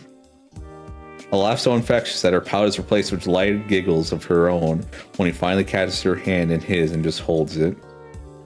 Once again, they're talking, and the bride is melting into putty at his quiet words. For how menial it is, how crude that guy was earlier. That understanding and genuine playfulness between them. Without a thought of Mario looking through the viewfinder, making the focusing adjustments for the perfect shot. The shot is cheesy, but sincere. They both look beyond exhausted, their clothes showing the wear and tear of the night and their body language screaming their need for sleep. And also the smiles they have as they try and look at each other in their awkward positions, speak metric volumes of just how happy they are after it all. Why'd you do what? Huh? Do what? You took a picture just now. Did I? When did my finger get placed over the shutter button? I guess I did. I took the new entry into the camera roll. Careful, that's an easy way to waste a lot of memory. Should probably just delete it. Delete it, huh? No. No. Love in his purest form. Exactly. You don't delete that. You don't delete that. That is like, okay. I am not a photographer, but for weddings, you want a collection of the moments throughout the nights. That is one of those moments you capture. Like another one I know is like the slicing of the cake or whatever, and then like the kiss and then all of that. But like that one right there, that's like one of those photos you take of like the fun that was had that night. Ben, you okay, man? You sure you're ready to be a photographer? I actually got a good feeling about it. Seemed pretty natural. Are you stuck, Frida? Okay, whatever. Seemed pretty natural, you know? Ben rolls his eyes. If you say so. Fuck you, Ben, I'm gonna win this. Before the Parasaur turns to go back to his assembly line photo taking, I grab his shoulder. By the way, Ben. Mia stopped by our lunch table today earlier to complain about Olivia. Oh boy. Inco, you're stupid and you have no talent and you should consider getting some help.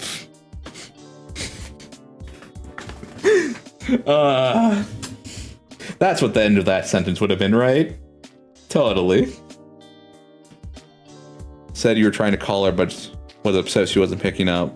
I don't want to pry into your personal business, but aren't you two on bad terms? Huh? What are you talking about? What? I haven't spoken to Olivia in ages. Huh? I thought you were above gossip, Inco. Sorry, Alright, you boys ready to pack up? Pretty long night, huh? Our teacher looks haggard as he steps up to us. His wings are dragging the floor and he's propping himself up with one of the light stands we brought. Despite his exhaustion, he's grinning widely. You two enjoy your first work experience? Oh, absolutely, Mr. Decan. I managed to load up both of the memory cards you gave me. I even managed to try out the different kinds of lenses you had brought. Good to hear. What about you, Inco? Well, If I'm being honest with you, it took a while for me, Mr. Decon. Well, I suppose it is a tough order to start with. So many things to account for, and... Oh no, I meant that I didn't really get that many good shots till the end, Mr. Decon. I didn't even finish the first card to give me. I see. Well, when we go through these next week, I'm sure you'll be fine. Oh, definitely. The groom saunters up with a huge grin on his face, slinging an arm around our teacher's shoulders.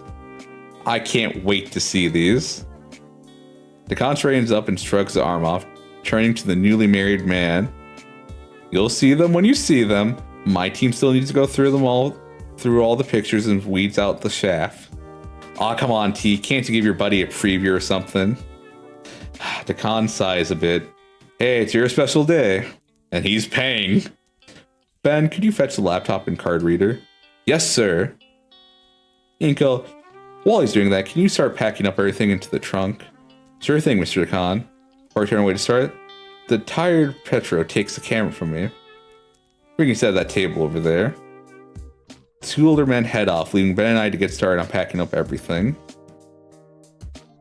While Ben and I are busy dismantling the multitude of standing flashes and lamps, the bride and the groom, Mr. Khan, sit at a cleaned up table with a laptop before them.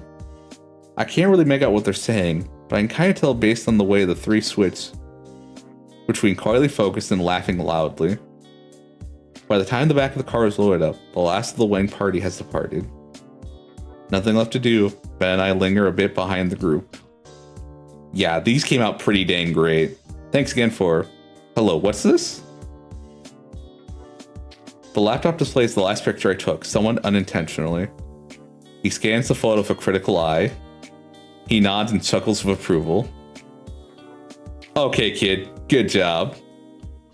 Be sure to print this one out for me, Trent. I'm gonna put it in my wallet. Sure. Despite how lackluster his compliment is, I can't help but feel proud of my work. It's been a while since I felt like this. Either way, it's not long before we climb to the car and begin our journey back to the school. I settle into the rhythmic motions of the car as it glides through the road. Also, I think Ben's a dirty fucking liar. The cityscape of Alcaldria bluffs passes by, and I can't help but admire it. The mood is quickly killed, however, as Ben calls a certain red-scaled girl. The Skydrin lovey-dovey talk makes my head hurt, and I can guess by his expression that Decon feels the same way. He changes the subject by asking if my parents can pick me up. Looks like I'll be taking the late-night metro home. Still, I had fun today. I bring out my own phone, noticing the half-dozen messages Olivia had sent me while I was busy. Are you winning it? Better be. Guts bet me some sunflower seeds that Ben would win. Oh, this rat. This fucking rat. Rikku, the rat can't actually talk. This is just Olivia saying things, but using a proxy to say it. Shut the fuck up. Well, there were more messages. That one in particular had me thinking. I mean, it wasn't a competition to begin with, but... There's also the fact that the groom hadn't complimented any of Ben's shots. So... Ooh. That's a big dub for me, if I say so. Collect your winnings, Olivia. Dancing gator. Good job, agent. You deserve reward for your hard work. Reward? What kind of... Oh, dear Lord. Wait. Would she really? She knows I'm with Ben and Decon. The interior of the car feels a few degrees warmer as I wait with bated breath. Twitch Prime, holy moly! Inco, you okay? You're breathing pretty hard. Fine, perfectly fine. Just a car sick. Make sure there's absolutely no way anyone except me can view my screen. As extra protection, I dim the brightness of it to the point where only I'd be able to see a thing in the darkness of the car. Finally, Olivia's text comes through. Another picture of a rat, another picture of a rat. Let's go, let's go, let's go. I hold my breath before opening my eyes to see.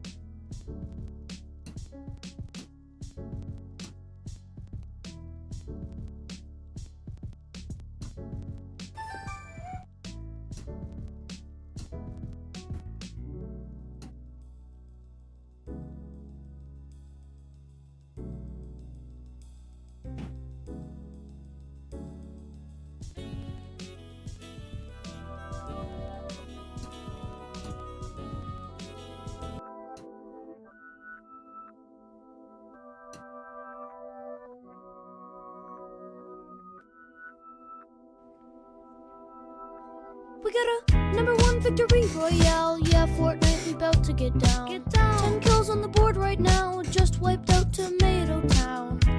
My friend just gone down, I revived him, now we're heading southbound. Now we're in the Pleasant Park streets, look at the map, go to the marked sheet. Take me to your Xbox to play Fortnite today. You can take me Moisty Mire, but not Loot Lake. I really love to chug jug with you. We can be pro Fortnite gamers. He said, hey broski, you got some heals in a shield pot? I need healing and I am only at 1 HP. Hey dude, sorry, I found nothing on this safari. I checked the upstairs of that house, but not the underneath yet. There's a chest that's just down there. The storm is coming fast and you need heals to prepare.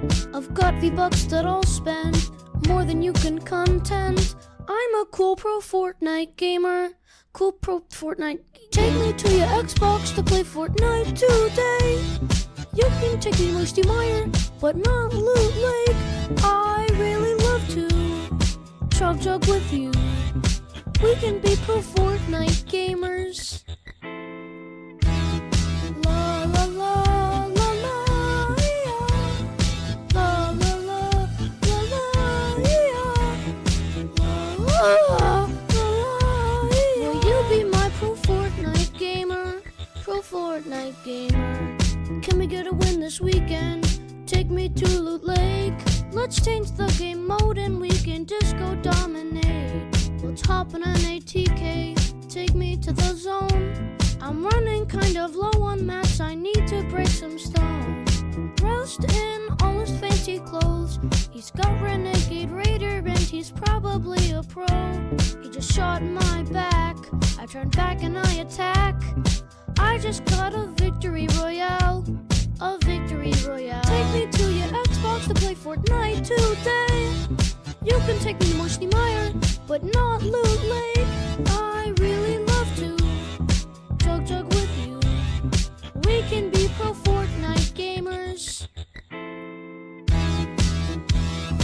Alright, and with that one, gamers, we're ending stream. Take care. I'll see you tomorrow. And have a good one. Bye-bye.